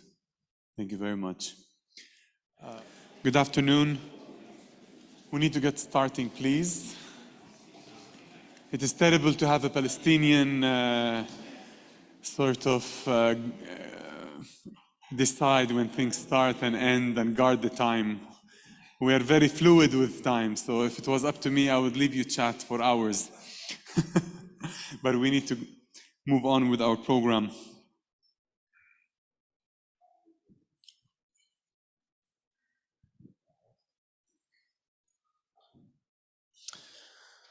All right, so we heard two powerful papers from what seems to be two different perspectives, but I think they are more related than what appears perhaps at the first glance. So allow me to introduce our respondent, Sara Améstegui Deik. I need to start by saying that Sara is my beloved wife and the mother of my child. She is a PhD student at Bristol Baptist College with the Center for the Study of Bible and Violence, and her PhD research uses critical race theory and post-colonial theory to understand the phenomenon of Christian Zionism. Sara. Thank you.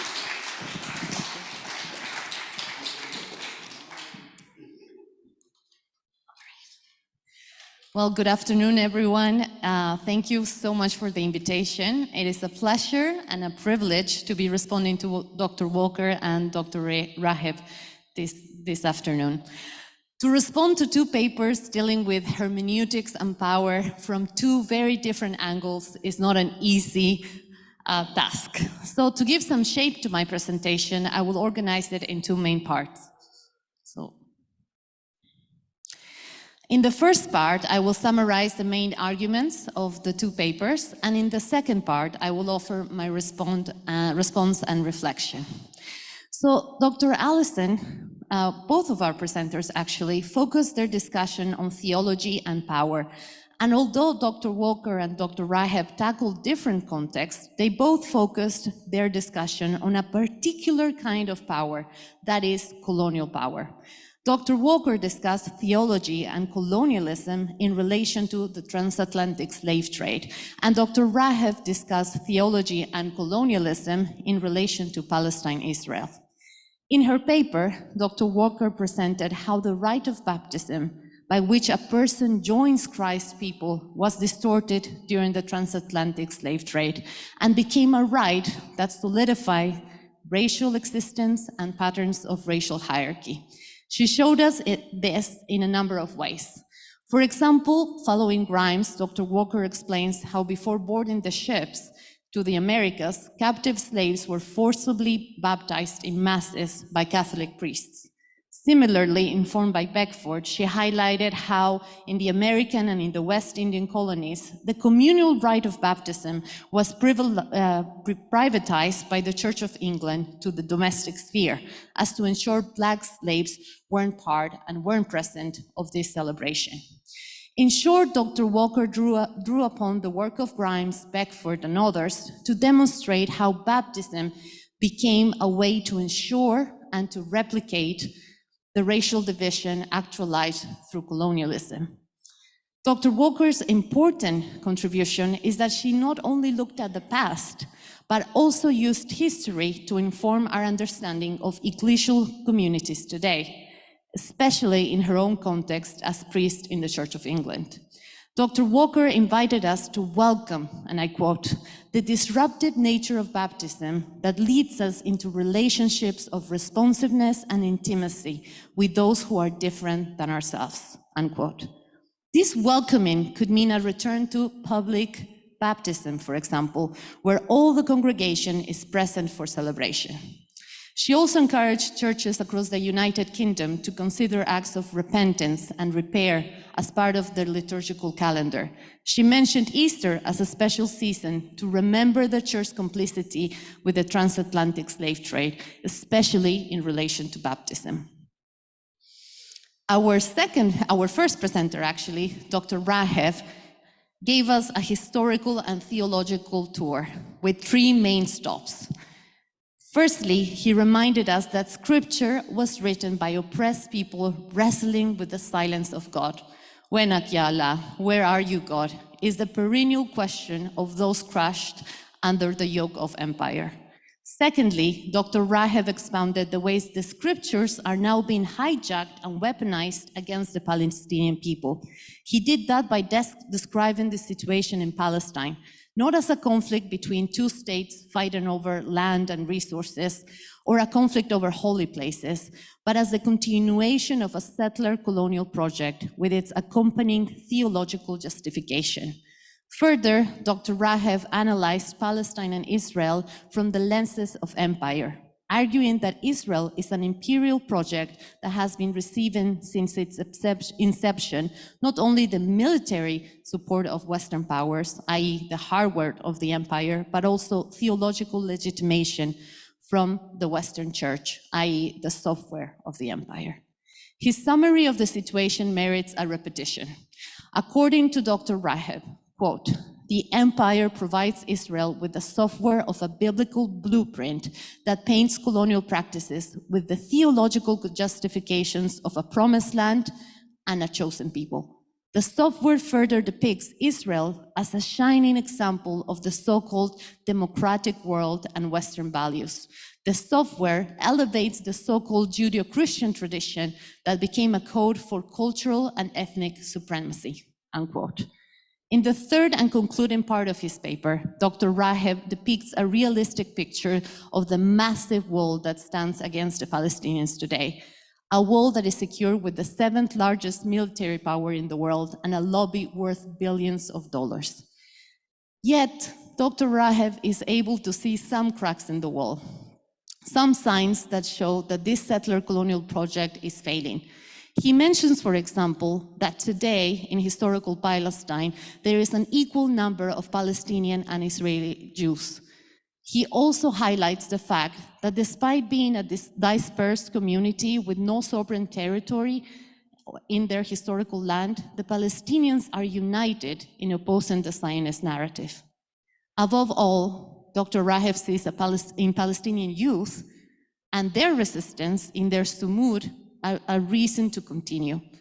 Perhaps this explains his relentless work in the DR Consortium, a group of Lutheran-based, ecumenically oriented institutions that work towards helping Palestinians not just to survive settler colonialism, but to thrive in the midst of it.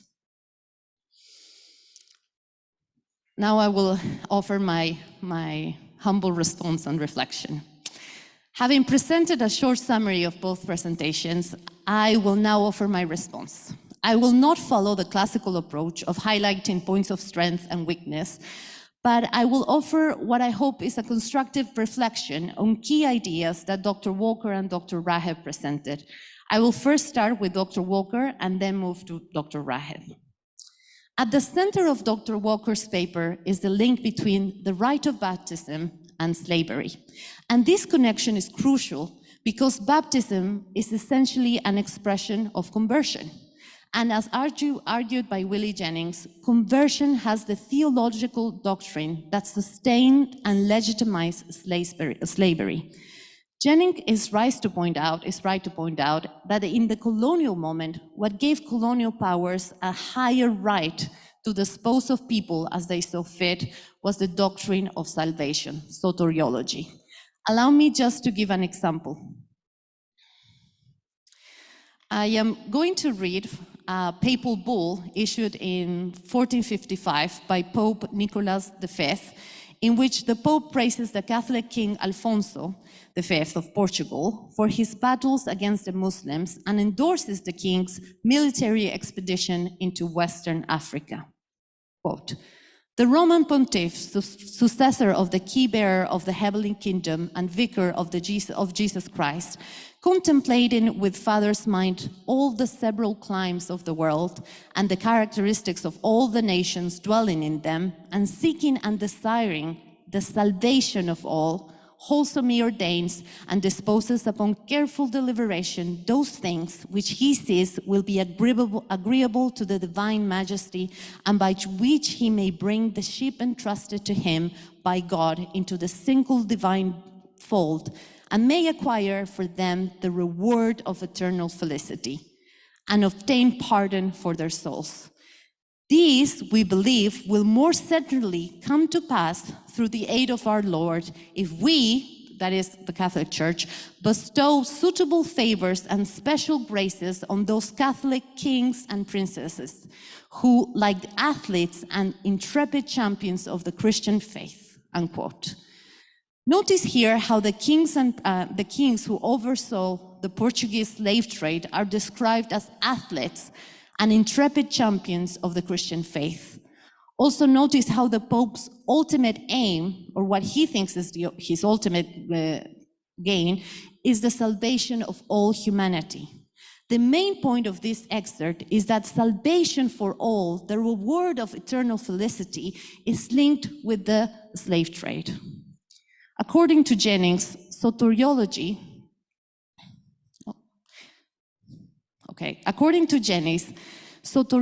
served as a political wildcard, as a theological wildcard to condone the slave trade. Let me read one of his quotes.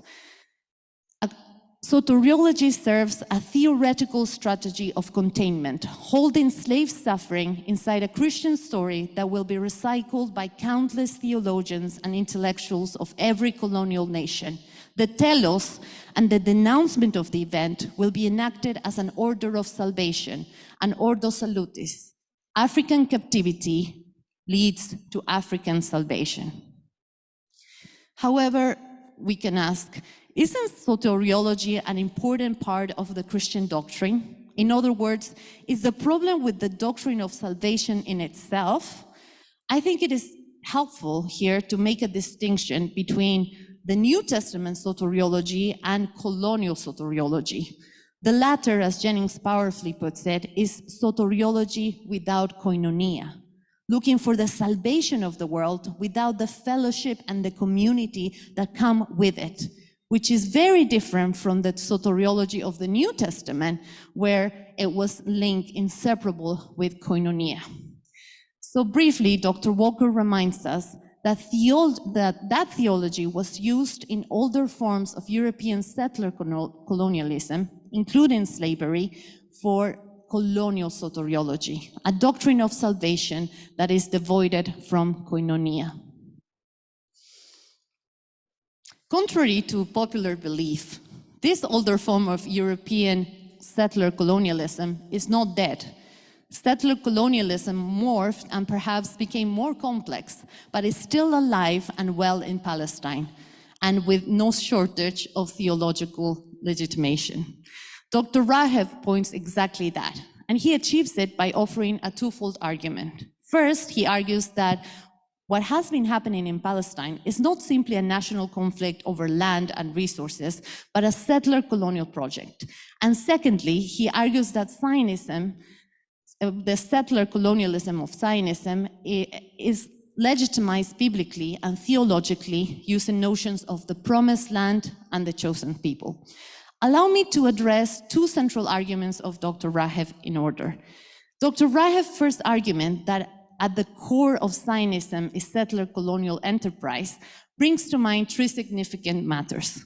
First, it is important to remember that the beginning of Zionism in the late 19th century coincided not only with violent forms of Western anti-Semitism, but also, as Edward Said aptly explains, quote, Zionism coincided with the period of unparalleled European territorial acquisition in Africa and Asia, and it was a part to this general movement of acquisition and occupation that Zionism was launched by Theodor Herzl, end quote. In other words, that Zionism was born in the bosom of European settler colonialism is a historical fact. Second, Dr. Raheb rightly highlights a classical European settler colonial trope in the way the Zionists view the Palestinians. This is perhaps best demonstrated in a diary entry of Theodor Herzl, who describes the Palestinians as, quote, penniless population that should be moved across the border of the Jewish state, unquote. So this is a simple example that shows that across the border of the early Zionists, like European settlers in the Americas or in Africa, knew that Palestine was populated. But the indigenous Palestinian, for them, were just penniless, were just poor, underdeveloped. So these penniless Palestinians could easily be transferred or expelled to make room for people that will bring more resources, who are more developed, and who could therefore cultivate the land to its full potential. As the president of the European Commission, Ursula von der Leyen, said in a recent video celebrating the establishment of Israel, the Palestinian Nakba, quote, you have literally made the desert bloom, unquote. Third, and perhaps this is something that Dr. Raheb did not address specifically in his paper, I would like to just point it out. Although there are many similarities between the experience of Palestinians with other dispossessed peoples in world history, Palestinians have the most complex of all opponents. The Jews are one of Europe's biggest victims of racism, and therefore, in Western eyes, the absolute wrong of settler colonialism is diluted, especially when Zionist settler colonialism is seen as the answer to Jewish survival. It is important to highlight here that not all Jews believe that Zionism is the only answer to anti-Semitism. For example, in their approach to Zionism, Jewish Voice for Peace asserts that, quote, Zionism was a false and failed answer to the desperately real question many of our ancestors faced of how to protect Jewish lives from murderous anti-Semitism in Europe. We learn from those who came before us and know that as long as Zionism has existed, so has Jewish descent to it, unquote. Dr. Raheb's second argument focuses on the misuse of Christian theology and scriptures to legitimize settler colonialism in Palestine. In particular, Dr. Raheb points out to two theological notions that are weaponized against the people of Palestine: the notion of promised land and the notion of chosen people. Dr. Raheb does not go into details in his papers, but he does so in his 1995 book, I Am a Palestinian Christian, where he underscores the weaponization of the notions of promised land and chosen people and offers a powerful Palestinian Christian response. He also addresses a lot of the issues that he has spoken about this afternoon in a recently published book called Faith in the Face of Empire. In addition to the ideas of promised land and chosen people highlighted by Dr. Raheb, I would like to underscore eschatology as an important doctrine in the theological arsenal used to legitimize Zionist settler colonialism. This is a picture I took from a magazine that I found in recently published series in the section of that at the library where I study. As you can see, it is a 2023 issue, and it announces that, quote, digs are back in business, unquote. Moving on to page 10, we see an ad for the release of a new book, Whose Holy Land? Archaeology Meets Geopolitics in Today's Middle East.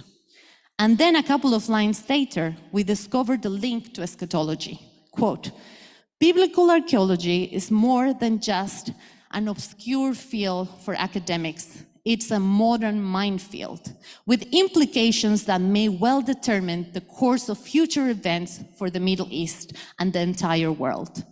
Ancient artifacts are more than just museum pieces.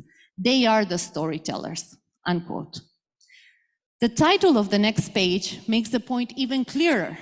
Quote, why just read about prophecy when you can be part of it, unquote. I would just like to comment 3 things about this magazine. First, that there is an interesting relationship between archaeology and eschatology that is not often encountered. As commonly known, archaeology is widely weaponized against Palestinians, but here we see an interesting marriage between archaeology and eschatology. Second, notice the use of warfare imagery, typical for eschatological language, but for archaeology, modern minefield. And third, notice how the magazine describes what it calls ancient artifacts as the storytellers of the Middle East. I am so happy that today and yesterday we were able to listen to Palestinian counterstories, not silence them, not represent them, but actually listen. In summary, one could actually argue that eschatology functions again as a theological wildcard, a carta blanca, a blanche card, in a way similar to how colonial soteriology functioned in the past. In conclusion, I'd like to ask a final question. Given the troubling relationship between theology and colonialism, what is the way forward?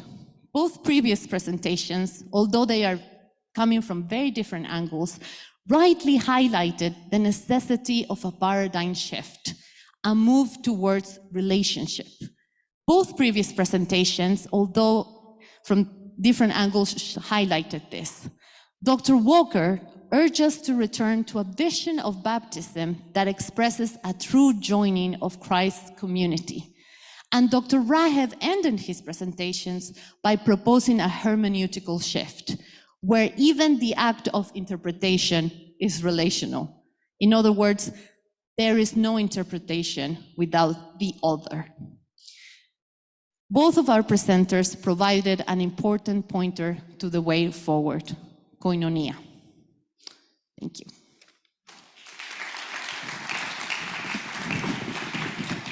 I would like to invite Dr. Alison and Dr. Mitri, if we can have him on Zoom again, and Sara, please. Dr. Mitri has 15 minutes only, so we will move directly.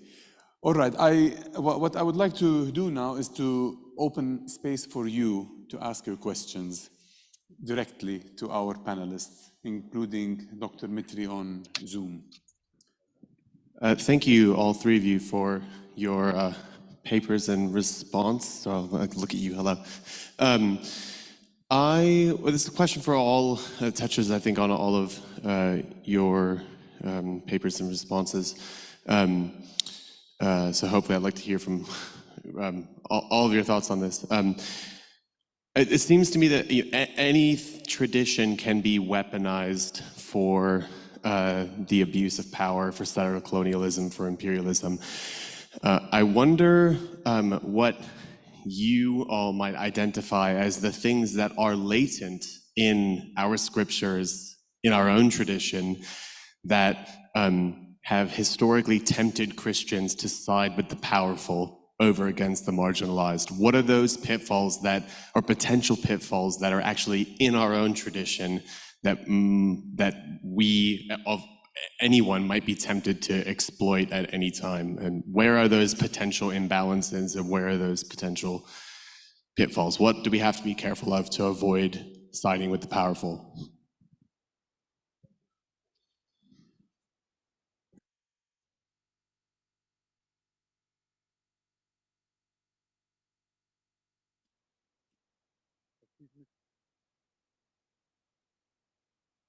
Mitri, would you like to comment on this question? I think the most important thing for me is, before doing theology, we need to look at and to do a power analysis. If we don't do power analysis, then actually the temptation is big that we will go with the flow that is controlled by media, that is controlled by empire, that is compared with those who are powerful. So we need always to start with analysis of the power relations. Without that, I think our theology will be hijacked. And this is what we see today. Even when we hear about anti-Semitism, etc., we forget actually how powerful the state of Israel today is. So we talk about anti-Semitism as if we are living in the 19th century or in the middle of the 20th century, and we don't really see what happens actually to Judaism the moment Judaism got their own state, or Jews got their own state. The same thing actually that happened when the church became empire in the 4th century AD. So this is the Constantinian age that we are still living in, and I think Sara, in her quote with the Pope and the kings, alluded to that. Thank you. I've been recently reflecting in what Derrida says about an ethical move. So Derrida was an Algerian Jew that wrote in France, and he realized that the 19th century and a lot of the scientific discourse that claimed to be scientific and devoid of any partiality, etc., was used for colonialism. And then he says, whatever we do as humans that we are, we need to have an ethical background coming on in our minds. So that's why he says there is no ethics without the presence of the other. And I think as scholars, and Christianity shows us, anything and everything can be used in the Bible for the service of power or for the service of non-power. Like Mitri was saying, like the Bible is, it's a minefield in a way for the things that we can use it for. But if we, that's why I wanted to end with koinonia, but if we have an ethical understanding of interpretation and an understanding of also positionality, like as a scholar, as a biblical scholar, where do I stand? What Mitri was referring to, an analysis of power. And I think that that analysis is very biblical. It's very Christian-like. It's relational. It's about the presence of the other. And I think the Bible makes a case for analyzing the presence of the marginalized other as something that we need to take into consideration when we do exegesis, when we do theology.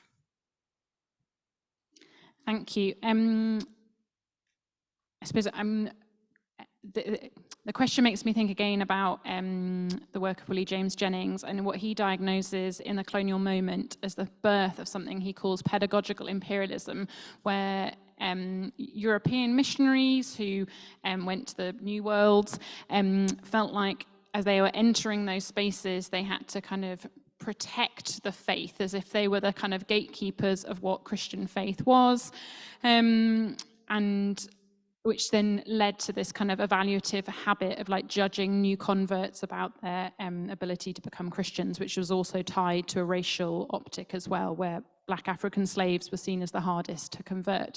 But he kind of, the sense of Western European missionaries kind of protecting the faith, he describes that as like a failure of Christian imagination, and this unwillingness to sort of change and adapt and be learners together with these peoples they hadn't encountered before, who Jesus, was in flesh, like a denial of the divine presence being with them, assuming demonic presence rather than maybe the spirit already been working in these new places. So I guess Jennings would push against us wanting to, it was a failure to imagine new forms of Christian practice that enjoined with indigenous ways of life. So that was kind of a culpable and implicated in how we do Christian discourse still to this day, that we tend to hold white European American voices as the like true authority on what theology is, and other voices are just speaking to their own contextual, exactly, as if they can only, that's the problem. White theology can speak to everything, while contextual theologies can only speak to their particular marginalized community, and that's just a complete misstep of theological discourse. So that's how I would respond to that question. Thank you for the question. There, please, Chris. And if anyone has a question also or a contribution directly towards Mitri, towards Dr. Mitri, because he has only 15 minutes left with us. Yeah, Chris. Thank you so much. Willie Jennings is a prominent voice in a tradition that is also concerned to address the ways that colonialism and the slave trade has disrupted or distorted the Christian imagination.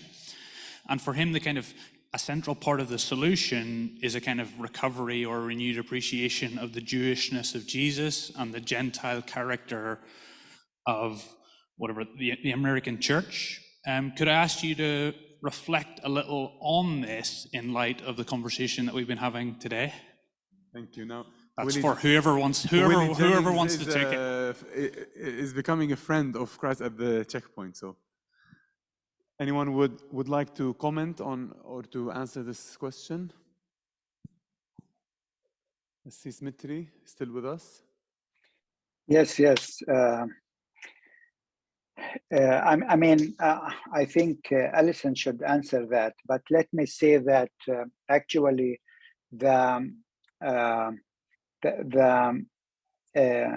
lots of research has been done on the issue of Jewishness of Jesus. We don't need to, when I'm asked, what do you think of Jesus? Jesus was a Palestinian Jew. And this is not a contradiction in itself, because Palestinian Judaism has been always part of Palestine, and this is part of our identity, because Palestine has been always actually a diverse society.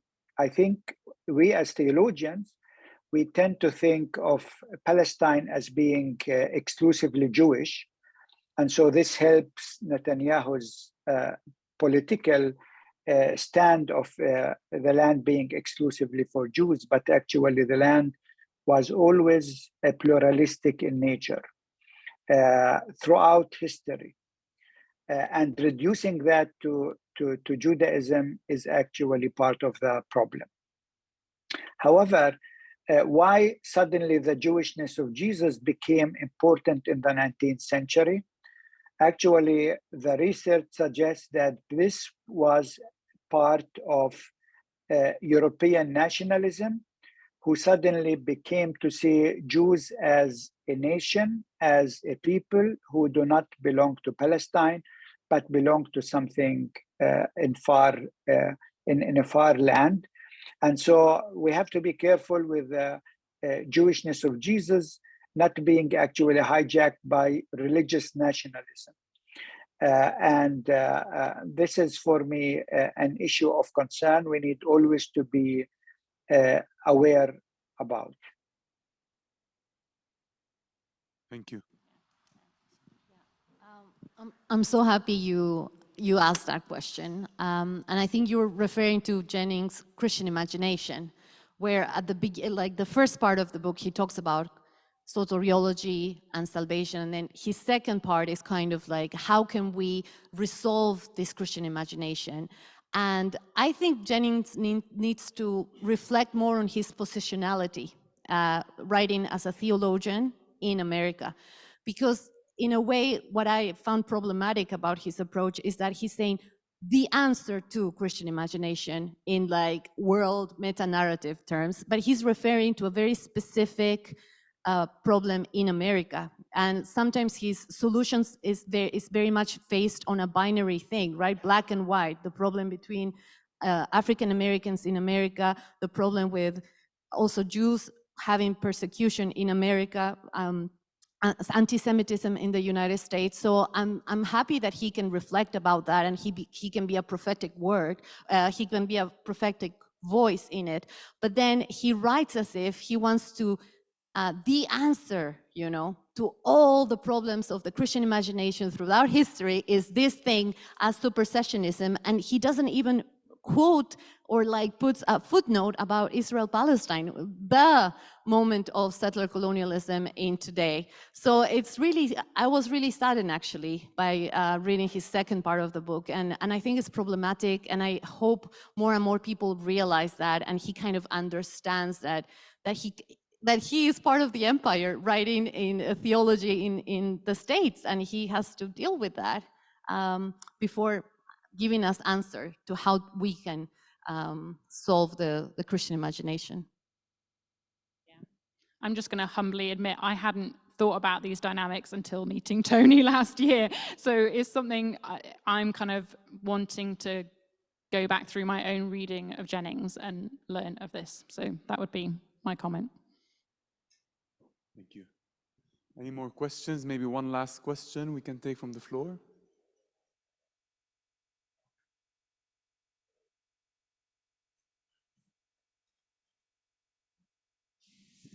So I'm quite new to all this discussion. I've really benefited from being here today, so thank you so much to the speakers. My question is about neutrality. I've heard it said a couple of times today, there can be no such thing as neutrality, and I think that really fits with what we hear about the way that as Christians our faith from the Bible, it should compel us to engage in these things and to address injustice. I was just wondering if anyone, either on the panel or anyone else in the room, has experience of what it means to actively engage within the restraints of working in an organisation or a church or a ministry that requires one to be publicly neutral, and how or if you can consistently do that. Sorry, it's a bit of a practical question. Very important one, thank you. Any thoughts on neutrality and practical implications? I mean, there are many times, particularly in the last year, where my own weddedness to the Anglicanism, or maybe specifically Church of England, I'm like, just kind of want to burn the whole thing down sometimes. I shouldn't admit that. So I suppose I see my place as a priest theologian called to serve the church is to continually bring to light past practices of injustice that are not being reckoned with, and that people, in my experience of parish ministry in a rural setting, just don't think is important for the life of the church today. So I keep pointing to it and keep trying to, as much as within my control, which is not very much, is to highlight some of the issues of injustice that I continue to see, particularly in the Church of England, and even over actually land use as well is a big one right now that I'm really convicted about. Even though that just involves me sending an angry email to a bishop, that's what I will do.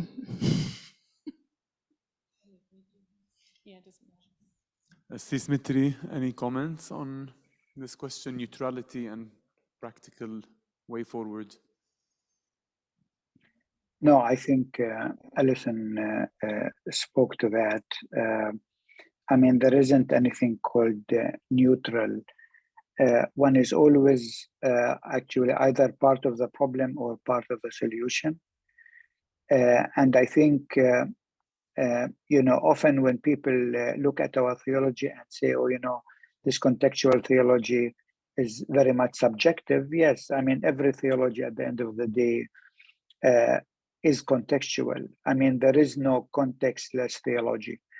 I think the most danger is by those who think what they are developing is contextless and that is neutral, because they are not aware of where they stand and actually that they are part of the problem.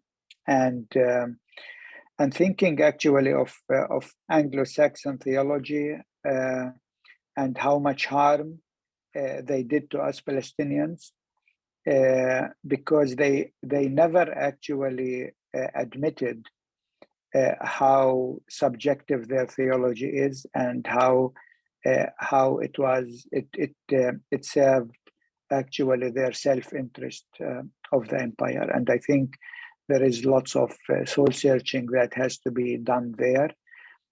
Not only about anti-Judaism in the Bible, but settler colonialism. I don't see people talk about it the same way. We heard about the slave trade. That's also a very important issue that still the church really has not come to terms with. So no neutrality. The quicker we realize that, the quicker we become part of the solution. Can please no one tweet that I just said about burning the Church of England down, because I don't currently have a job, so I need to ensure that I can still get employed by this denomination that I'm wedded to. Sorry, just to caveat that. No tweets, please. Thank you very much. Thank you very much for our panelists. Dr. Mitri, thank you for being with us. Dr. Alison, Sara, thank you.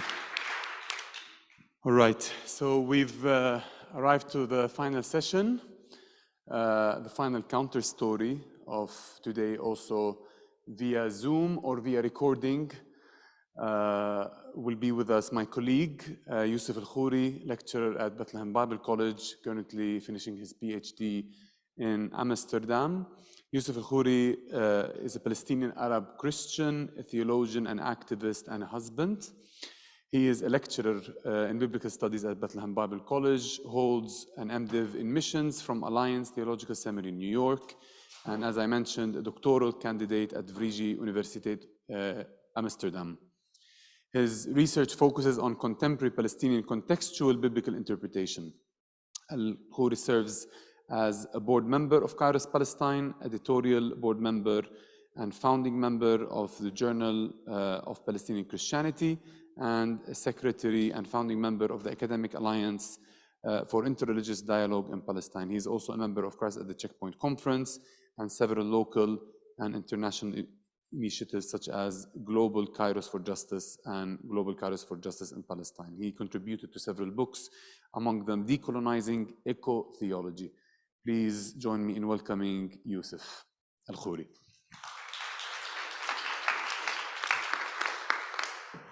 Hello everyone, it's good to join you. My name is Yousef AlKhouri. I'm a Palestinian Christian, was born and raised in Gaza. I live in Bethlehem and I work at Bethlehem Bible College as a lecturer in biblical studies. I'm also completing my doctorate in contextual biblical interpretations and theologies. I was asked and given 10 minutes to share about my experience growing up in Gaza and the humanitarian crisis that has been going there for the last 2 decades. I decided to title my presentation Gaza Abandoned, the weaponization of the Bible and people on the margins. And I will unpack this a little further throughout this short presentation. But maybe it's helpful to give a little background about Gaza. Gaza is located on the southwestern tip of Palestine on the Mediterranean Sea. It's surrounded by the colonial state of Israel and on the south border with Egypt. Gaza is a small piece of territory. It's only 365 square kilometers with 2.1 million inhabitants. In fact, 70% of the Palestinians who live in Gaza Strip are refugees who were displaced in 1948 from what became the colonial state of Israel.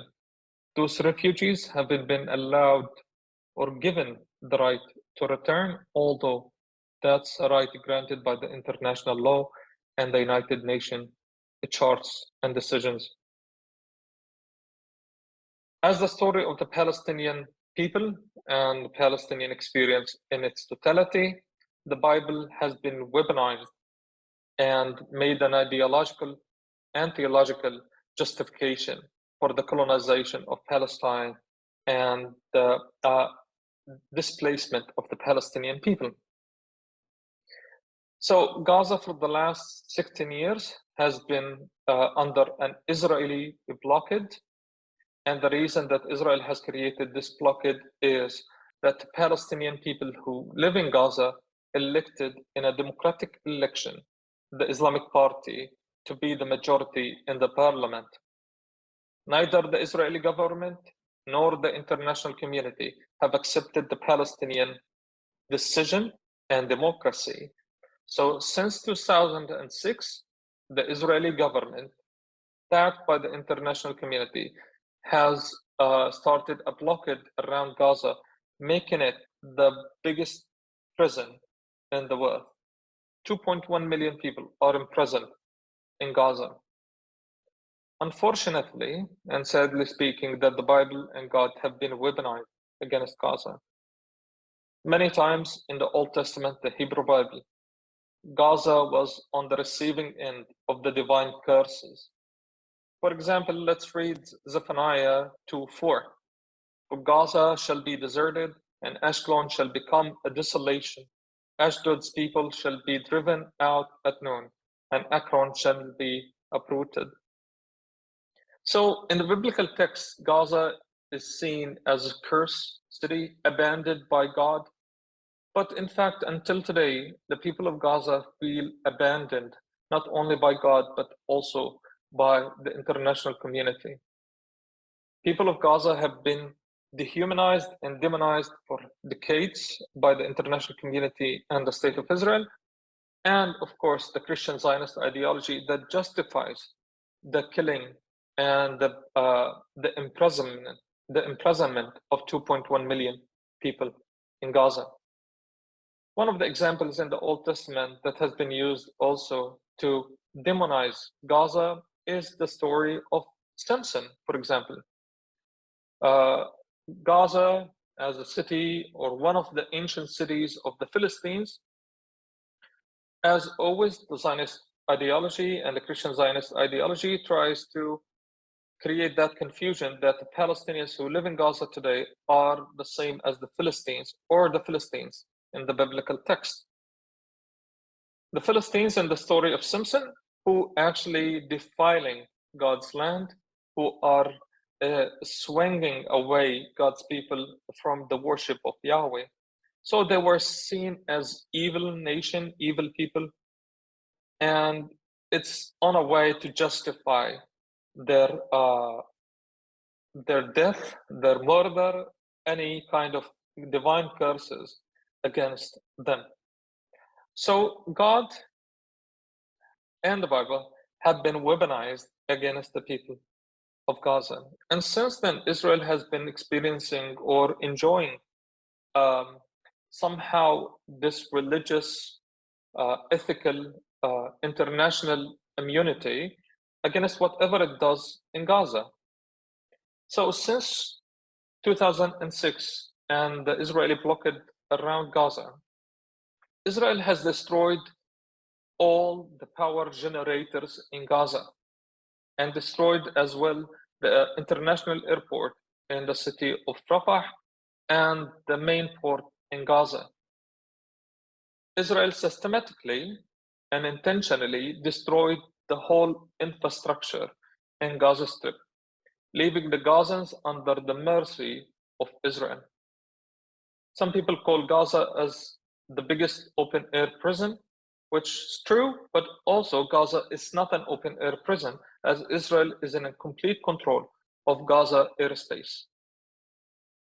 Gazans have been living under the mercy of the Israeli occupation and blockade, receiving only 6 to 8 hours of electricity a day.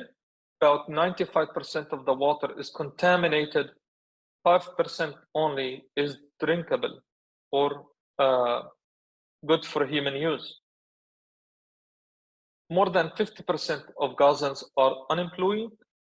2/3 of Gazans are on a poverty line, and 50% of Gaza children who are less than 18 years old have expressed no will to live due to the dire circumstances and the situation in Gaza. Israel is in control of the whole borders, allowing what comes in and goes out of Gaza. Even people who need medical help and assistance, which Gaza doesn't have, live under the mercy of the Israeli military to allow them to get permissions to travel to Jerusalem or the West Bank to be treated. And by the way, more than half of those people who apply for permissions to be treated for cancer or other terminal diseases, they usually get denied. And there are many stories of people who traveled to the West Bank to receive medication and ended up dying without having any companionship from their families because Israel denied their families to join them or to be with them. Gaza continues to live under the Israeli blockade, and as said earlier, Israel has been enjoying the global immunity, and of course, as I stated earlier, even the theological and colonial ideology that supports it.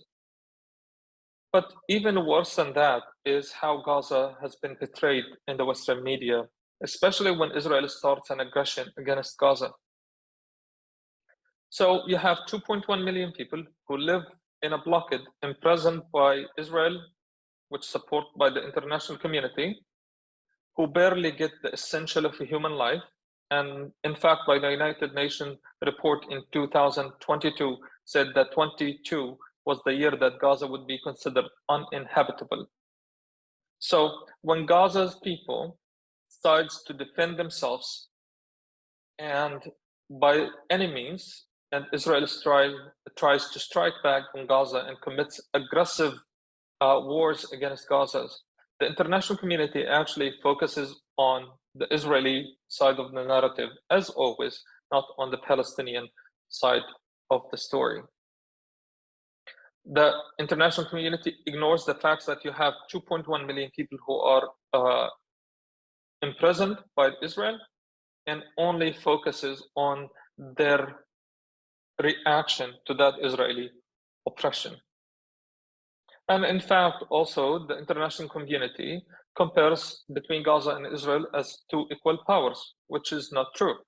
You have Gaza, which has only primary handmade weapons, while you have the Israeli with the high sophisticated military and weapons that actually can destroy whole neighborhoods in Gaza, while 70 or even 95% of the rockets thrown out of Gaza don't target or don't arrive the Israeli territory. However, as in the media, it seems that Gaza and Gazans are completely marginalized, while the Israeli narrative is always amplified. Unfortunately, this story became more and more on the media with the last Israeli aggression, when Israel has committed a murder of more than 25 civilians. However, Western media only covers the death of 3 Palestinian militant leaders.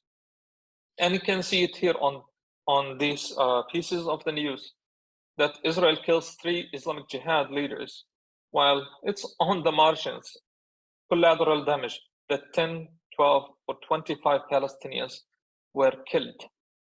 And by the way, the last Israeli aggression and most of the Israeli aggressions are not triggered by Gazans or the Palestinians, but in fact, it's a response to the Israeli continuous humiliation of the Palestinians and aggression against the Palestinians. So this is the story, this is the narrative in Gaza. People who love to live, and they are asking for a life, freedom, and dignity, and fighting for it. However, they are denied from the basic human rights. So Gaza is still abandoned by the international community, and the Bible and God have been weaponized still against Gaza. But you know, I don't want to leave you with this, only this story of suffering in Gaza. But Gaza has also an inspiring story. Gaza is a resilient, and the people of Gaza are resilient. They are creative, innovative people. Although they have been crucified for the last 16 years, they are resurrecting over and over again. So I think it's our role as Palestinian Christians and as Christians in general to be the prophetic voice for the people of Gaza and stand for what's just and peace, for the freedom and dignity and liberation of the Palestinian people in Gaza. Thank you. Well, it's time for some goodbyes and some thank yous. On behalf of Centre for the Study of Bible and Violence, I want to express a huge gratitude to Crash at the Checkpoints, to Bethlehem Bible College for being willing to partner with us, for all that we've learnt, for teaching us, for your friendship, which I hope will continue.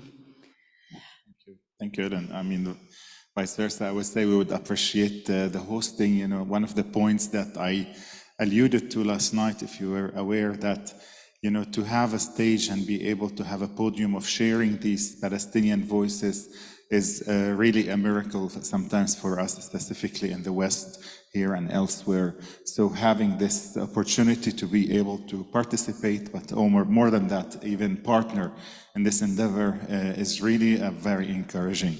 So I want to thank you, Helen, and thank the Center for their study of Bible and violence as well. Thank you.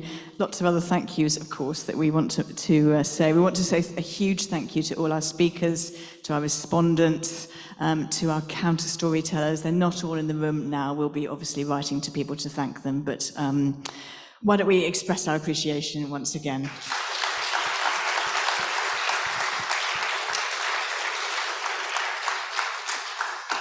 I want to thank you, the audience, and you online, who've participated, who've cared enough to be here, who've engaged enthusiastically, who've listened patiently. It's been hot.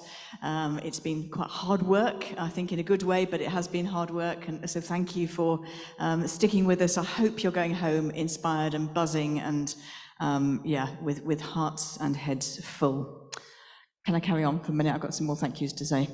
I want to say thank you to the church as well. I don't think there's anyone here actually, but we want to speak it out and we'll obviously follow that up. We're so grateful to Woodlands Church for hosting us. We would have been very, very cramped in the biggest room at the Baptist College, so it's great that we could be here. Huge thank you to Dan for doing the tech so smoothly that we didn't even know you were there most of the time, which is just wonderful. Really, really grateful. I want to thank people who've just mucked in and helped us during the course of these last 2 days. Sara, who was a star with coffee and things. Yasmina, who played, I think she's actually gone, but I'm really grateful to her for playing the keyboard. Francis for sitting stalwartly, monitoring the Zoom screen. So great thanks to you. An enormous thanks to the planning team who worked really hard behind the scenes, thinking and discussing and planning and moving from plan A to plan B sometimes and so on. So huge thank you to Tony and to Brandon for all your hard work. And an enormous thank you to Ashley, who really has been the pivotal point of the whole thing and has carried a huge burden of organisation as she's been doing that. Ashley, we're going to give you a round of applause in a minute, all three of you, but there is a small gift in your inbox, which I thought would be more useful than other things we might give you. So can we just thank the planning team?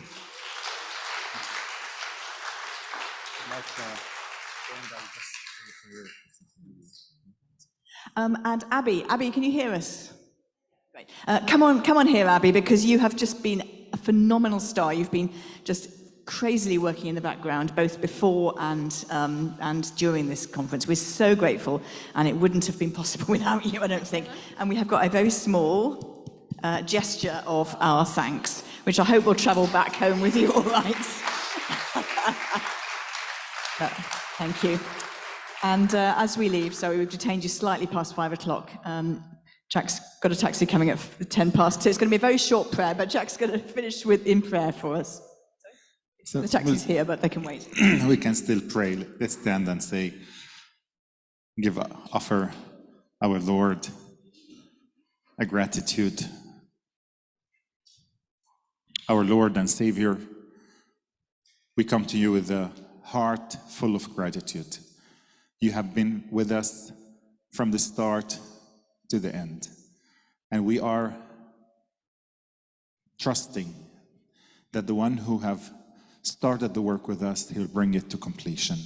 Seeing people receiving justice, seeing peace and prosperity in the Holy Land for all the peoples, but more than anything else, to see, Lord, your light come into all the regions of the world, and in particular, the most region that we focused during the past 2 days, the Middle East in Palestine. We bless your name and thank you, Lord. I pray special protection over everyone that have to travel for far or for near. May you be with them all and bless the endeavors that we have just started right here. To your name be the glory. Amen. Go in peace to love and serve the Lord.